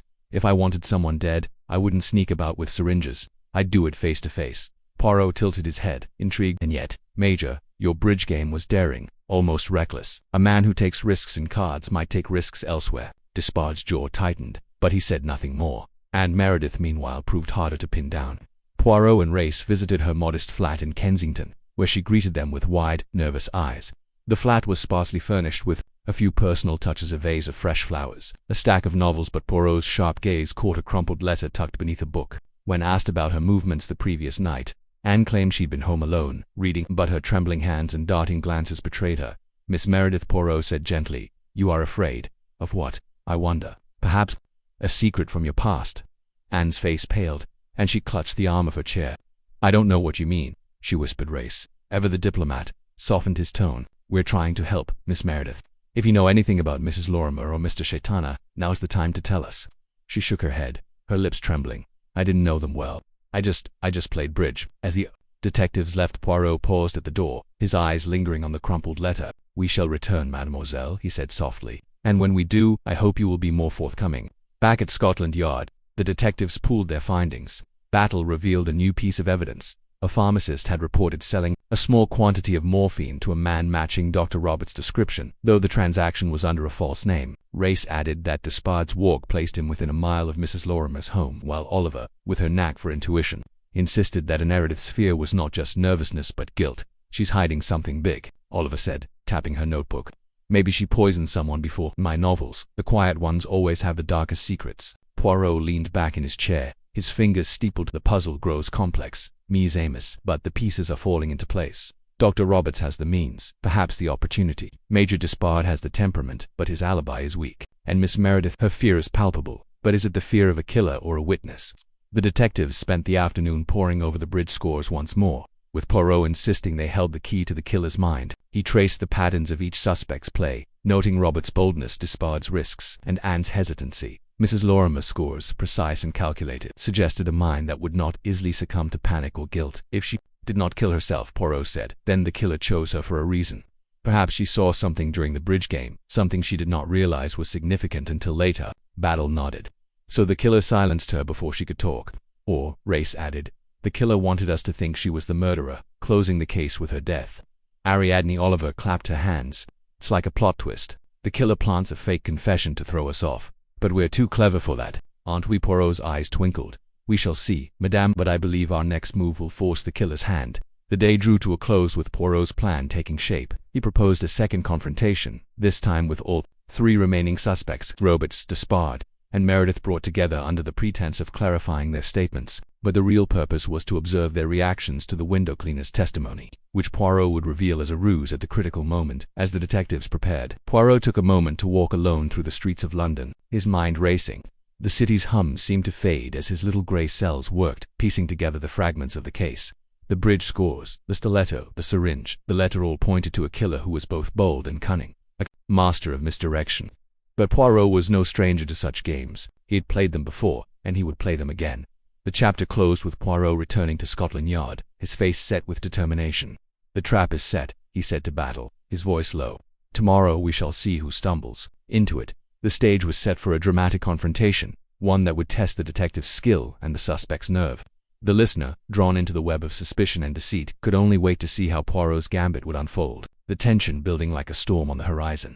Chapter 8. The window cleaner's tale. The morning air in London carried a crisp bite, the kind that made one's breath visible in fleeting puffs. As Hercule Poirot stood outside Mrs. Lorimer's elegant townhouse, the street, lined with Georgian facades, was quiet save for the occasional clatter of a milk cart or the distant bark of a dog. Poirot's mustache twitched slightly as he surveyed the scene, his sharp eyes taking in every detail: the polished brass knocker on the door, the faint smudge on the windowpane, the cobblestone glinting with last night's rain. He had come here with Superintendent Battle, Colonel Race, and Ariadne Oliver. The quartet of detectives united by the grim task of unraveling Mrs. Lorimer's death and its connection to Shaitana's murder. The discovery of Mrs. Lorimer's body the previous evening had sent a jolt through the investigation. Found in her drawing room, she had been slumped in an armchair, a syringe beside her and a neatly typed letter confessing to Shaitana's murder. The letter, with its precise wording, had declared her guilt in plunging the stiletto into chest during the blackout at the bridge game, citing a long-buried grudge. Yet Poirot, with his unerring instinct, had dismissed the suicide as staged almost immediately. The letter's tone was too polished, too deliberate, and the syringe containing traces of a barbiturate was too conveniently placed. None Nan, he had muttered to Battle, this is not the act of a woman like Mrs. Lorimer. She was precise, yes, but not theatrical. This is the work of another. Now standing before the townhouse, Poirot's mind churned with possibilities. The group had agreed to reconvene here to examine the scene again, but Poirot had a plan brewing, one he had shared only in part with his colleagues. He had hired an actor, a man named Mr. Frederick Tuttle, to pose as a window cleaner who would claim to have witnessed something crucial the night of Mrs. Lorimer's death. The ruse was designed to unsettle the remaining suspects, Dr. Roberts, Major Despard, and Anne Meredith, and perhaps provoke a reaction that would reveal the true killer. Superintendent Battle emerged from the townhouse, his broad face set in a frown. The coroner's report confirms barbiturates, he said, adjusting his hat. Enough to kill her quickly. No signs of a struggle, but the syringe was wiped clean of prints, which is odd for a suicide. Odd indeed, Poirot replied, his green eyes glinting. A woman who takes her own life does not think to wipe her fingerprints. She does not care for such things in her final moments. No, this was arranged to look like suicide, but it is murder, mon ami. Colonel Race, leaning against the iron railing, nodded. The letter bothers me. It's too neat to pat. Mrs. Lorimer was too clever to leave something so obvious if she were guilty. Ariadne Oliver, bundled in a vibrant scarf and clutching a notebook, chimed in. It's like something out of one of my books. A forged confession to throw us off the scent. I'll bet the killer thought we'd swallow it whole and close the case. But you, Monsieur Poirot, you're too sharp for that, aren't you? She beamed, though her enthusiasm was met with a raised eyebrow from Battle. Let us not leap to conclusions, Mrs. Oliver, Poirot said gently, though a faint smile tugged at his lips. But I agree, the letter is a fabrication. The killer wishes us to believe the case is solved, but Hercule Poirot does not accept such gifts without scrutiny. Their conversation was interrupted by the arrival of a lanky man in overalls, carrying a bucket and a ladder. His face, weathered but expressive, was that of Mr. Tuttle, the actor Poirot had hired. He tipped his cap with a practiced air of deference. Morning, gents, ma'am, he said, his Cockney accent thick. I'm here to clean the windows, but I reckon you'll want to hear what I saw last night. Battle's eyes narrowed, but Poirot stepped forward, his demeanor calm. Oui, monsieur, please enlighten us. Tuttle set down his bucket and leaned in, lowering his voice for effect. I was working late, you see, cleaning the windows across the street. Around 9 o'clock, I saw a man, tall, well-dressed, bit of a swagger, coming out of this very house. Looked furtive, he did, glancing over his shoulder like he didn't want to be seen. Poirot's expression remained neutral, but his mind was racing. The description was deliberately vague, designed to fit any of the male suspects, Dr. Roberts or Major Despard, but specific enough to provoke a reaction. And this man, Poirot asked, did you recognize him? Tuttle scratched his chin, playing his part to perfection. Couldn't say for sure, sir. It was dark, and I was up on me ladder. But he had a doctor's bag with him, I reckon, or maybe it was something else, hard to tell. Battle exchanged a glance with Poirot, catching the game. We'll need you to come to the station and make a statement, he said gruffly, playing along. Tuttle nodded eagerly and promised to follow later, then picked up his bucket and sauntered off, whistling. That was a bold move, Poirot, Race said quietly as the group re-entered the townhouse. You're hoping to rattle someone, aren't you? Precisely, Poirot replied, adjusting his tie. The killer is clever, but not infallible. A sudden witness, even a false one, may cause them to falter. We must observe the suspects closely. Inside the drawing room where Mrs. Lorimer had been found was undisturbed, save for the faint chalk outline where her body had lain. The syringe and letter had been taken for evidence, but Poirot's eyes roamed the room, seeking subtleties the others might miss. A half-empty teacup sat on a side table, its saucer slightly askew. A book of bridge strategies lay open on a shelf, its pages marked with Mrs. Lorimer's precise handwriting. Poirot paused, running a gloved finger along the table's edge, where a faint scratch caught his attention. This mark, he murmured. It is recent, perhaps from the syringe being placed or dropped in haste. Battle crouched beside him, inspecting the scratch. Could be. But it doesn't tell us much on its own. Patience, mon ami, Poirot said. Each detail is a thread in the tapestry. Alone, it is nothing. Together it forms the picture. Ariadne Oliver, flipping through her notebook, piped up. I've been thinking about Anne Meredith. She's so quiet, so mousy, but there's something about her. In my novels, it's always the quiet ones who have the darkest secrets, like my Finnish detective, Sven Hirsen. He once solved a case where the killer was a shy governess who poisoned her employer's tea. Poirot's lips twitched. Your imagination is a treasure, Mrs. Oliver, but let us focus on facts. Miss Meredith is nervous, yes, but is it the nervousness of guilt or of fear? We must discover which. The group decided to split their efforts. Battle and Race would summon Dr. Roberts for questioning, using the window cleaner's tale as leverage, while Poirot and Oliver would visit Anne Meredith. Despard, meanwhile, was being tailed by one of Battle's men, as his temper and vague alibi for Mrs. Lorimer's death made him a person of interest. Dr. Roberts' office was a study in opulence, with mahogany furniture and medical certificates, framed in gold. When Battle and Race arrived, the doctor greeted them with his usual charm, though his eyes betrayed a flicker of unease. "Gentlemen, to what do I owe this visit?" he asked, leaning back in his chair. Battle wasted no time. "We've a witness who saw a man leaving Mrs. Lorimer's house last night, around the time of her death. Tall, well-dressed, carrying what might have been a doctor's bag. Sound familiar?" Robert's smile faltered, but he recovered quickly. "A witness, you say? Well, I won't deny I visited Mrs. Lorimer yesterday evening. She asked me to. Cole said she wasn't feeling well. I checked her over, prescribed a mild sedative, and left. Perfectly innocent." "Convenient," Ray said, his tone dry. "And what time was this?" "About 8:30, I'd say," Roberts replied smoothly. "I was back at my club by 9. Battle scribbled in his notebook. "We'll need to verify that. And a sedative, did you leave anything with her? A syringe, perhaps?" Roberts laughed, though it sounded forced. "Good heavens, no. I don't carry syringes about like some quack. I gave her a prescription, nothing more. If you're implying I had anything to do with her death, you're barking up the wrong tree." The detectives pressed him further, but Roberts maintained his story, his confidence unshaken. Yet as they left, Battle muttered to Race, "He's too smooth. I don't trust a man who answers every question like he's rehearsed it." Meanwhile, Poirot and Ariadne Oliver arrived at an modest flat in Chelsea. The young woman opened the door, her pale face drawn and her eyes darting nervously. "Monsieur Poirot, Mrs. Oliver," she said, her voice trembling. I wasn't expecting you." "May we come in, mademoiselle?" Poirot asked, his tone gentle but firm. Anne nodded and led them into a small sitting room, sparsely furnished but tidy. A vase of wilting flowers sat on a table, and a letter, partially crumpled, peeked out from under a cushion. Oliver, ever the observer of human quirks, noticed Anne's fidgeting hands. "You seem awfully jumpy, my dear," she said bluntly. "Something on your mind?" Anne's cheeks flushed. "It's just Mrs. Lorimer's death. It's horrible. I can't stop thinking about it." Poirot sat, his posture impeccable, and fixed Anne with a kind but piercing gaze. "Mademoiselle, we are trying to understand what happened. You were at Mr. Shaitana's dinner, and now 2 people are dead. If you know anything at all, it is best to tell us." Anne's eyes filled with tears. "I don't know anything. I swear, I didn't do anything wrong. I was just playing bridge. That night." Poirot's gaze drifted to the crumpled letter. "And this letter, mademoiselle, may I see it?" Anne hesitated, then handed it over with trembling fingers. It was a note from a friend, Rhododors, mentioning a past incident where Anne had worked as a companion to an elderly woman who died unexpectedly. The letter was vague, but its tone suggested unease. Poirot tucked it away, his expression unreadable. "Miss Meredith," he said softly, "you must be honest with us. The truth will protect you, but lies, they will ensnare you." Anne burst into tears, and Oliver, despite her usual brusqueness, patted her shoulder awkwardly. There, she said. "Monsieur Poirot's right. Better to come clean now than let things fester." As they left, Poirot murmured to Oliver, "She is hiding something, but I do not believe it is murder. Her fear is real, but it is not the fear of a killer." Back at Scotland Yard, the detectives reconvened to share their findings. Battle reported Robert's admission to visiting Mrs. Lorimer, which raised suspicions but lacked proof. Race shared that Despard had been seen at a pub near Mrs. Lorimer's home that evening, though his movements were unconfirmed. Poirot recounted Anne's nervous demeanor and the letter, which hinted at a poisoning case from her past.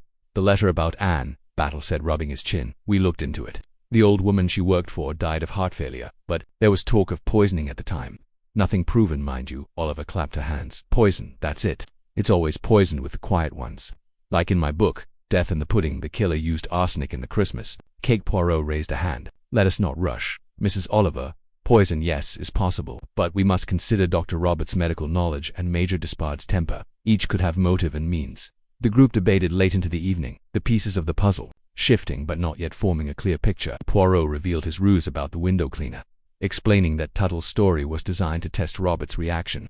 "He admitted to the visit too quickly," Poirot said. "A guilty man might deny it outright, or a clever one might admit it to seem innocent. We must watch him closely." Battle leaned forward. "So, what's next, Poirot? You've got that look in your eye." Poirot smiled faintly. "We must tighten the net, mon ami. I propose we confront all 3 suspects together, but subtly. We will observe their reactions, their glances, their hesitations. The killer's among them, and they know the noose is tightening." As the meeting adjourned, Poirot lingered, his mind replaying the bridge game, the blackout, the stiletto, and now the syringe, the scratch on the table, the crumpled letter. The window cleaner's tale-all were threads in the tapestry. But one thread, he sensed, was about to unravel the entire design. The chapter drew to a close with Poirot standing by the window, gazing at the London skyline. "The cards are in play," he murmured to himself, "and Hercule Poirot will see the final hand.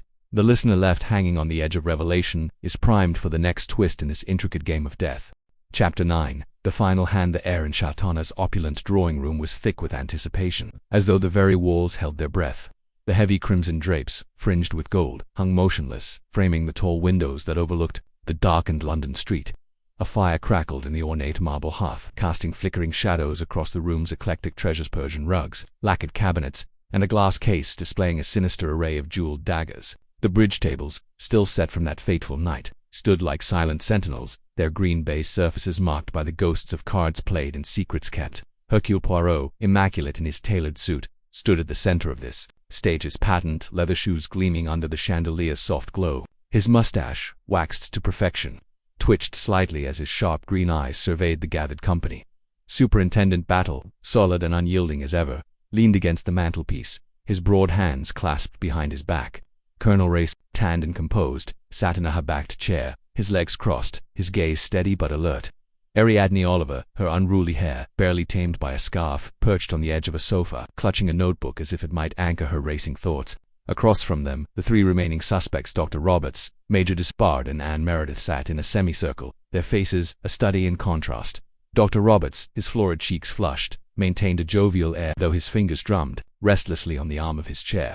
Despard, his lean frame taut, stared into the fire, his jaw set as if bracing for a storm. Anne Meredith, pale and fragile, clutched her handbag, her eyes darting nervously between Poirot and the door.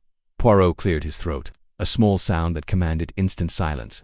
"Miss Amos," he began, his voice smooth and deliberate, "we are gathered tonight to play the final hand of this most dangerous game. The cards have been dealt, the bids made, and now it is time to reveal what lies upon the table." He paused, letting his words settle like dust in the room. "One among us is a murderer, not once, but twice." Mr. Shaitana, with his flair for the dramatic, invited death into his home, and death it came, swift and silent, with a stiletto's kiss. Then, Madame Lorimer, who saw too much, was silenced in her turn. "Tonight, we end this masquerade." Ariadne Oliver shifted, her pen scratching furiously. "I knew it was a setup from the start," she muttered, loud enough for all to hear. Shaitana practically begged for trouble, flaunting his so-called collection. "It's like one of my plots, only messier." Poirot inclined his head toward her, a faint smile playing at his lips. "Madame Oliver, your intuition is, as always, formidable. But let us proceed with order and method." He turned to the suspects, his gaze piercing. "Each of you had the opportunity to strike during that brief blackout in the bridge room. Each of you had a motive, whether fear, greed, or the desire to protect a secret, but only one of you had the audacity to act." Dr. Roberts chuckled, a forced sound that echoed hollowly. "Really, Poirot, this is all very theatrical. You can't seriously believe one of us plunged a dagger into poor Shaitana? The man was a provocateur, likely. He crossed the wrong person, long before that night." Poirot's eyes narrowed. "Monsieur le Docteur, your confidence is admirable, but it is not proof. Let us reconstruct the evening, shall we? The bridge game was no mere pastime. It was a mirror of the soul. Each of you played as you live, boldly, cautiously, recklessly, or with deception." He stepped toward the bridge table, his fingers brushing the scorepad left untouched since the murder. "The scores, they tell a story. Dr. Roberts, your bids were aggressive, your plays calculated to dominate. Major Despard, you took risks, but they were measured, born of experience. Mademoiselle Meredith, your hesitance betrayed uncertainty, yet your finesse suggested a hidden strength. And Madame Lorimer," he paused, his voice softening. "Her precision was unmatched, her mind a steel trap. She saw what others missed, and for that, she paid the ultimate price." And Meredith's hands trembled, her handbag slipping to the floor with a soft thud. I don't know what you mean," she stammered. "I didn't see anything. It was so dark, and I was focused on the game." Despard's eyes flicked toward her, a flicker of concern passing over his rugged features. "Leave the girl alone, Poirot. She's barely holding up as it is." Poirot raised a hand, silencing him. "Patience, Major. We will come to all in time. Let us return to the blackout." A momentary lapse of light, yet long enough for a practiced hand to seize a stiletto from Shaitana's collection and drive it into his heart. The killer moved with efficiency, knowing precisely where Shaitana sat, trusting the darkness to cloak their deed. Superintendent Battle stirred, his voice low but firm. "The blackout lasted no more than 30 seconds, Poirot. That's a narrow window for anyone to act, let alone return to their seat unnoticed." "Precise," Poirot agreed, his eyes gleaming, "which is why the killer's movements at the table are of utmost importance. The bridge scores reveal who left their seat more than necessary. One player's tricks were inconsistent with their position, suggesting they moved closer to Shaitana's chair." Dr. Roberts leaned forward, his smile fading. Now, see here, Poirot, you can't pin a murder on a few scribbled numbers. Bridge is a game of chance as much as skill. None, Poirot countered, wagging a finger. Bridge is a game of truth. The cards do not lie, and neither do the player's choices. Your boldness, Doctor, was not merely in your bids, but in your actions. You left your seat to adjust your chair, did you not? A convenient excuse to draw nearer a host. Robert's face reddened. Preposterous. I was uncomfortable, that's all. You've no proof I did anything more. Poirot turned to Anne, his tone gentle but probing. Mademoiselle, you were seated opposite Shaitana. Did you notice anyone approach him during the blackout? Anne's eyes widened, her voice barely a whisper. It was so dark. I thought I heard a rustle, but I couldn't be sure. I was too nervous to look. Ariadne Oliver snorted, nervous. I'd be a wreck playing cards with a man like Shaitana leering over my shoulder. Honestly, Poirot, how do you expect anyone to remember details in a panic? Poirot's smile was enigmatic. Madame, it is in the panic that the truth reveals itself. Let us consider the second murder. Madame Lorimer found dead in her home, a letter confessing to Shaitana's killing. At her side, a suicide, or so it seemed. But the letter was forged, the injection too precise for her own hand. The killer struck again, fearing her knowledge. Despard's fists clenched. If Lorimer knew something, why didn't she speak up? She was sharp enough to call out anyone she suspected. Perhaps, Poirot mused, she intended to, but the killer acted first. Madame Lorimer's bridge style was methodical, her memory flawless. She recalled every card played that night, and, perhaps, she recalled a movement that should not have been. Colonel Ray spoke for the first time, his voice calm but authoritative. Poirot, you're suggesting the killer targeted Lorimer because she was a threat. But who had the means to stage such a convincing suicide? Poirot's gaze swept the room. A doctor, perhaps with access to drugs and knowledge of their effects, or a soldier, trained to act swiftly and decisively, or even a young woman, whose innocence disarmed suspicion. Anne gasped, her hand flying to her mouth. You can't mean me. I couldn't. Dr. Roberts seized the moment, his voice booming. This is absurd, Poirot. You're grasping at straws, accusing us all to see who cracks. I demand you produce evidence or stop this charade. Poirot's expression hardened. Evidence, monsieur. Very well. Let us play a game of our own. He gestured to the bridge table. I have asked each of you to join me in recreating the night of Shaitana's death. We will play the same hands, sit in the same positions, and observe how each of you reacts. Battle raised an eyebrow. A bold move, Poirot. You think the killer will slip under pressure? Exactamente, Poirot replied. The mind, which betrays itself when forced to relive its crime. The suspects exchanged uneasy glances, but none refused. They took their places at the table, Dr. Roberts at north, Despard at east, Anne at south, and an empty chair at west, where Mrs. Law had sat. Poirot stood at the head, dealing the cards with deliberate precision, his eyes never leaving the players. The first hand began, the bids echoing the night of the murder. Dr. Roberts called a confidant to spades, his voice steady but his fingers tapping the table. Despard's 3 clubs was clipped, his posture rigid. Anne hesitated, her pass barely audible, her eyes fixed on her cards as if they might shield her. Poirot watched, noting every gesture, every glance. As the play progressed, the tension grew palpable. Roberts overcalled his bids, pushing the others to respond. Despard matched him, his play sharp and calculated. Anne fumbled a trick, her cards trembling in her hands. Poirot leaned forward, his voice soft but insistent. Mademoiselle, you played this hand differently before. Why do you hesitate now? Anne's breath hitched. I don't remember. It's all so confusing. Despard slammed a card down, his voice tight. Let her be, Poirot. This is no way to prove anything. Poirot ignored him, his focus on Roberts. You, doctor, your bid is as bold as ever. But on that night, you left your seat during this very hand, claiming to adjust your chair. Was it to see Shaitana's cards, or to take his life? Roberts' smile vanished. I've had enough of this nonsense. You're baiting me, Poirot, and I won't stand for it.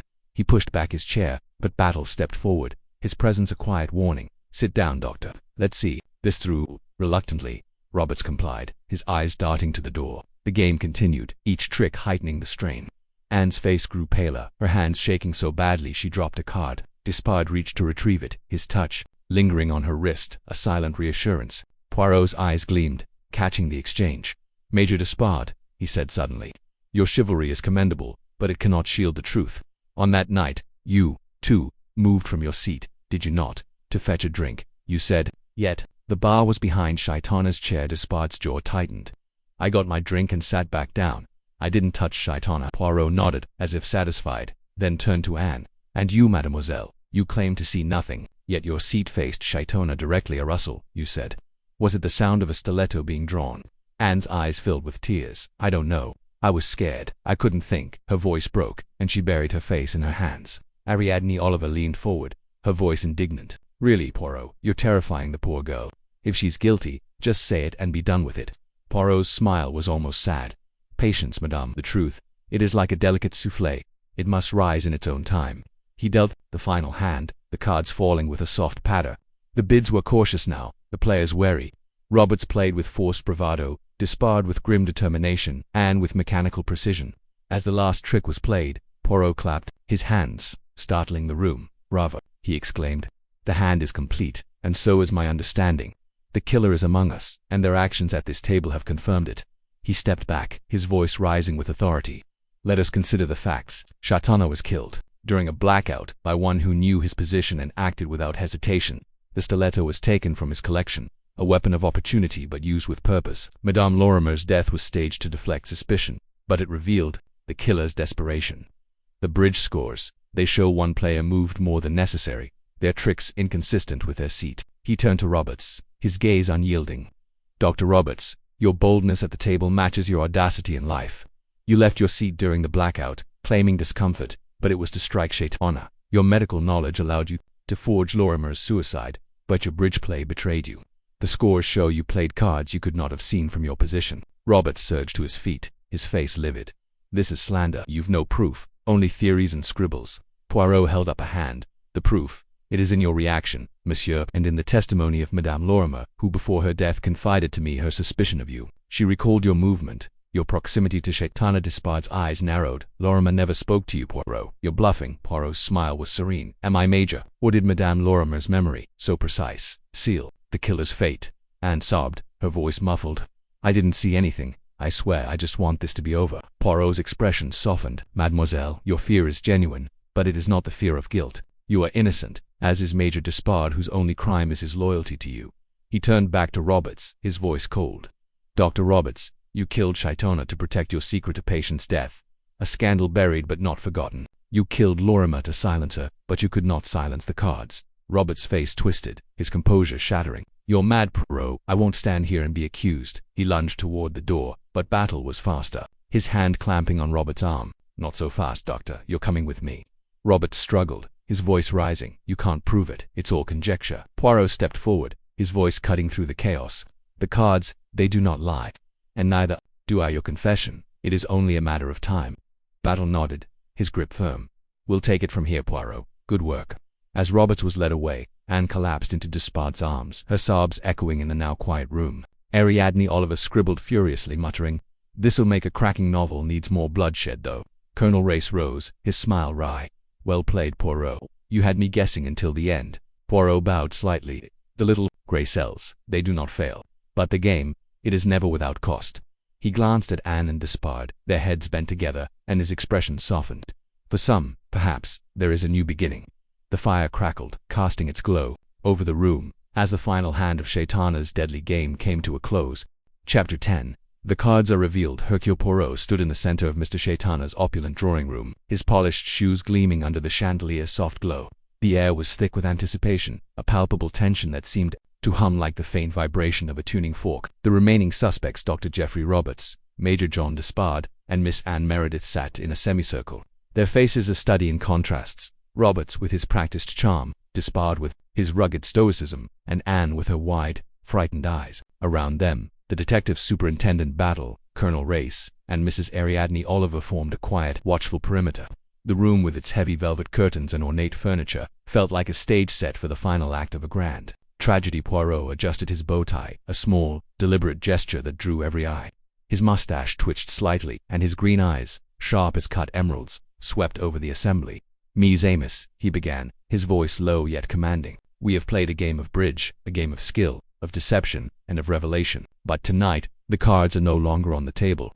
They are in the hands of Hercule Poirot, and I shall reveal them, one by one, until the truth stands naked before us." Anne Meredith clutched her handbag, her knuckles whitening.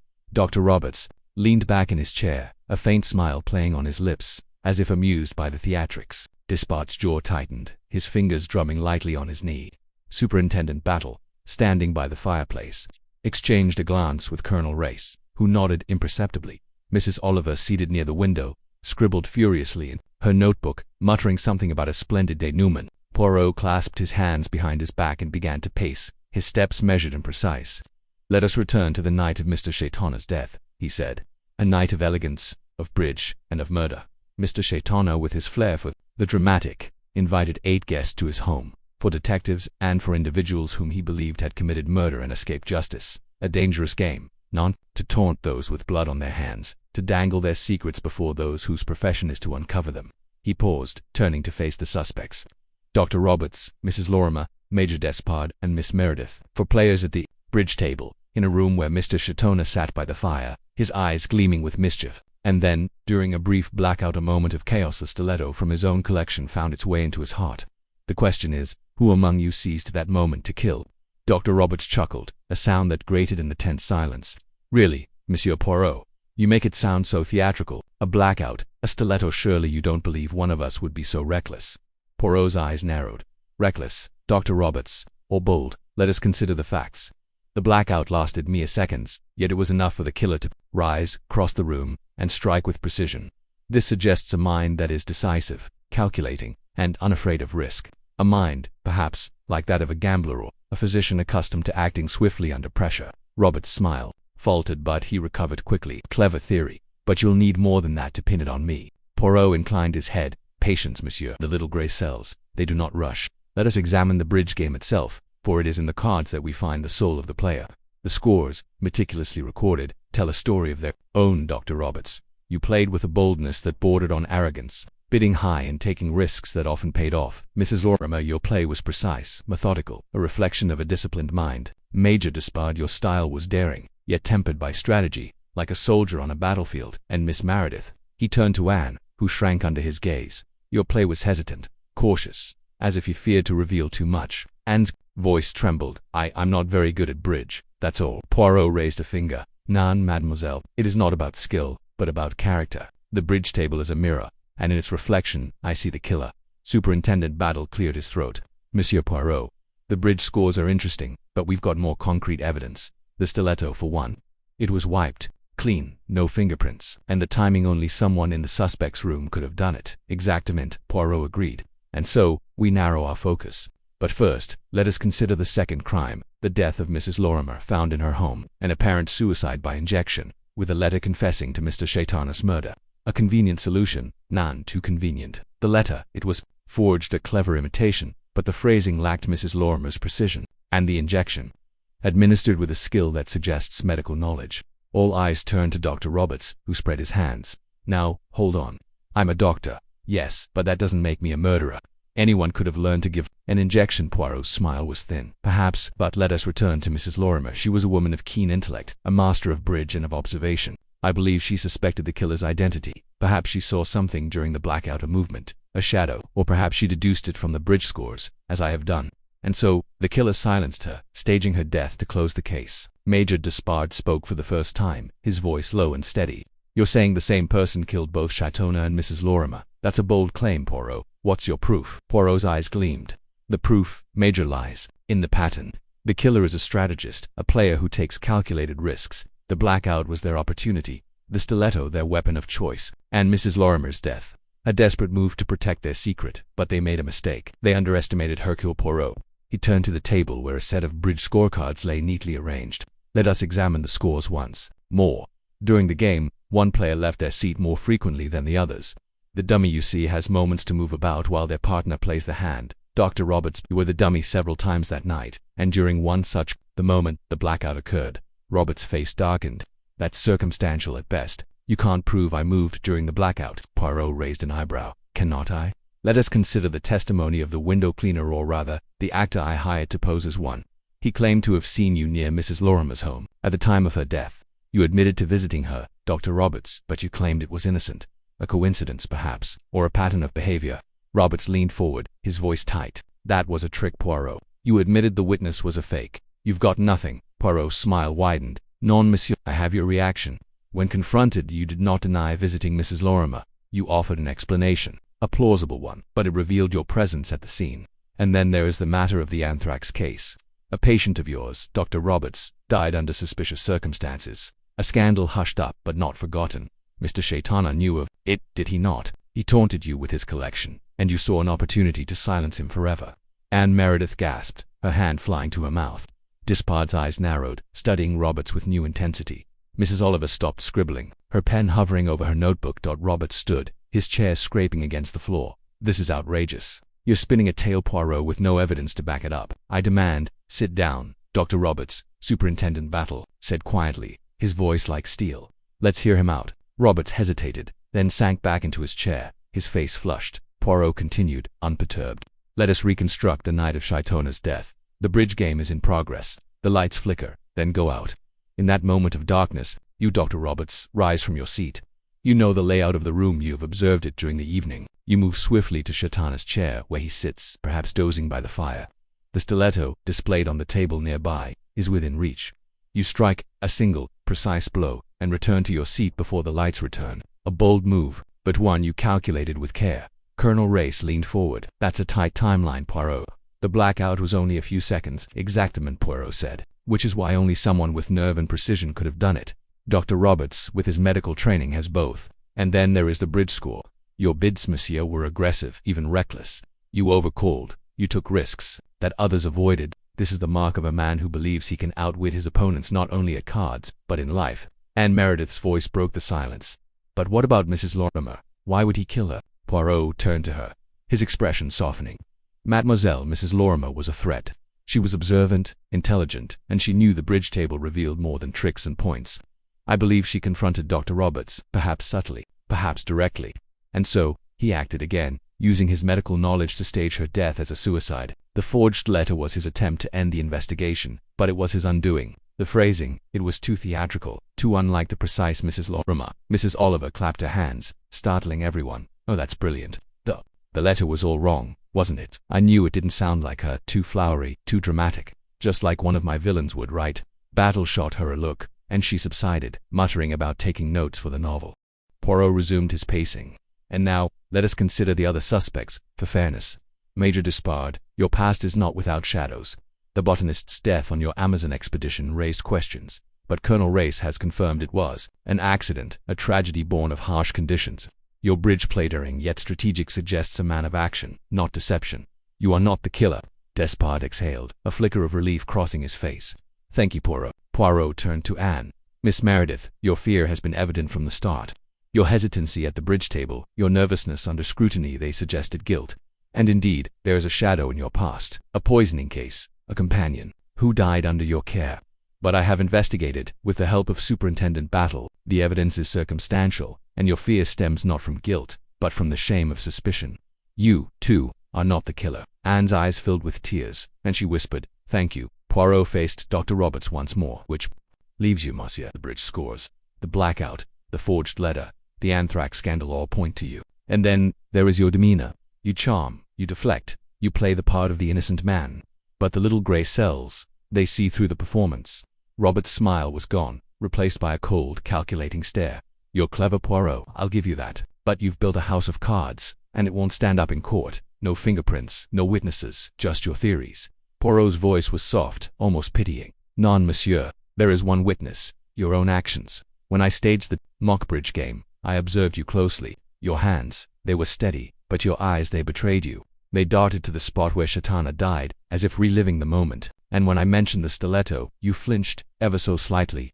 The mind, it cannot hide the truth from Hercule Poirot. Silence fell, heavy and oppressive. Robert's face was a mask, but his hands gripped the arms of his chair, betraying his tension. Superintendent Battle stepped forward. Dr. Roberts, I think it's time we had a talk at Scotland Yard. Will you come quietly? For a moment, it seemed Roberts might resist. His eyes flicked to the door, then back to Poirot. Then, slowly, he rose, his shoulders slumping. Very well, he said, his voice hollow. You've won, Poirot. Battle nodded to two constables who had entered quietly during Poirot's speech. They flanked Roberts, leading him from the room. The door closed behind them with a soft click, and the tension broke like a snapped string. Anne Meredith burst into tears, and Despard moved to her side, offering a handkerchief. There, now, he said gruffly. It's over. Mrs. Oliver bounced in her seat, her eyes shining. Oh, that was marvelous. Simply marvelous. I'm going to write this into my next book, though I'll have to change the names, of course, and maybe add a car chase. Readers love car chases. Colonel Race chuckled. You'll have to tone down Poirot's mustache, Ariadne. No one will believe it's real. Poirot touched his mustache, affronted. Mon ami, the mustache is magnificent. It is the crown of Hercule Poirot. Battle shook his head, a rare smile tugging at his lips. "You've done it again, Poirot. I thought we were chasing shadows, but you saw the pattern." Poirot bowed slightly. "The pattern, superintendent, is always there. One must only have the patience to see it." As the group began to disperse, Despard approached Poirot, his expression serious. "I owe you, Poirot. You cleared my name and Anne's. If there's ever anything I can do," Poirot waved a hand. "Live well, Major, and perhaps take Miss Meredith to dinner. She could use a friend." Despard glanced at Anne, who was dabbing her eyes, and a slow smile spread across his face. "I might just do that." Mrs. Oliver sidled up to Poirot, her notebook clutched to her chest. "You know, I've decided my next detective will be a Belgian with a mustache. Of course. But not quite as grand as yours. Don't want to steal your thunder." Poirot's eyes twinkled. "Madame, there is thunder enough for all." As the room emptied, Poirot lingered, his gaze settling on the bridge table. The scorecards lay scattered, a silent testament to the game that had unmasked a killer. He picked one up, tracing the numbers with a finger. "A game well played," he murmured. "Now, to rest the little grey cells." Outside, the London night was alive with lights and sounds, a city unaware of the drama that had unfolded. Within its heart, Hercule Poirot stepped into the cool air, his coat buttoned, his mustache impeccable, ready for whatever mystery awaited him next.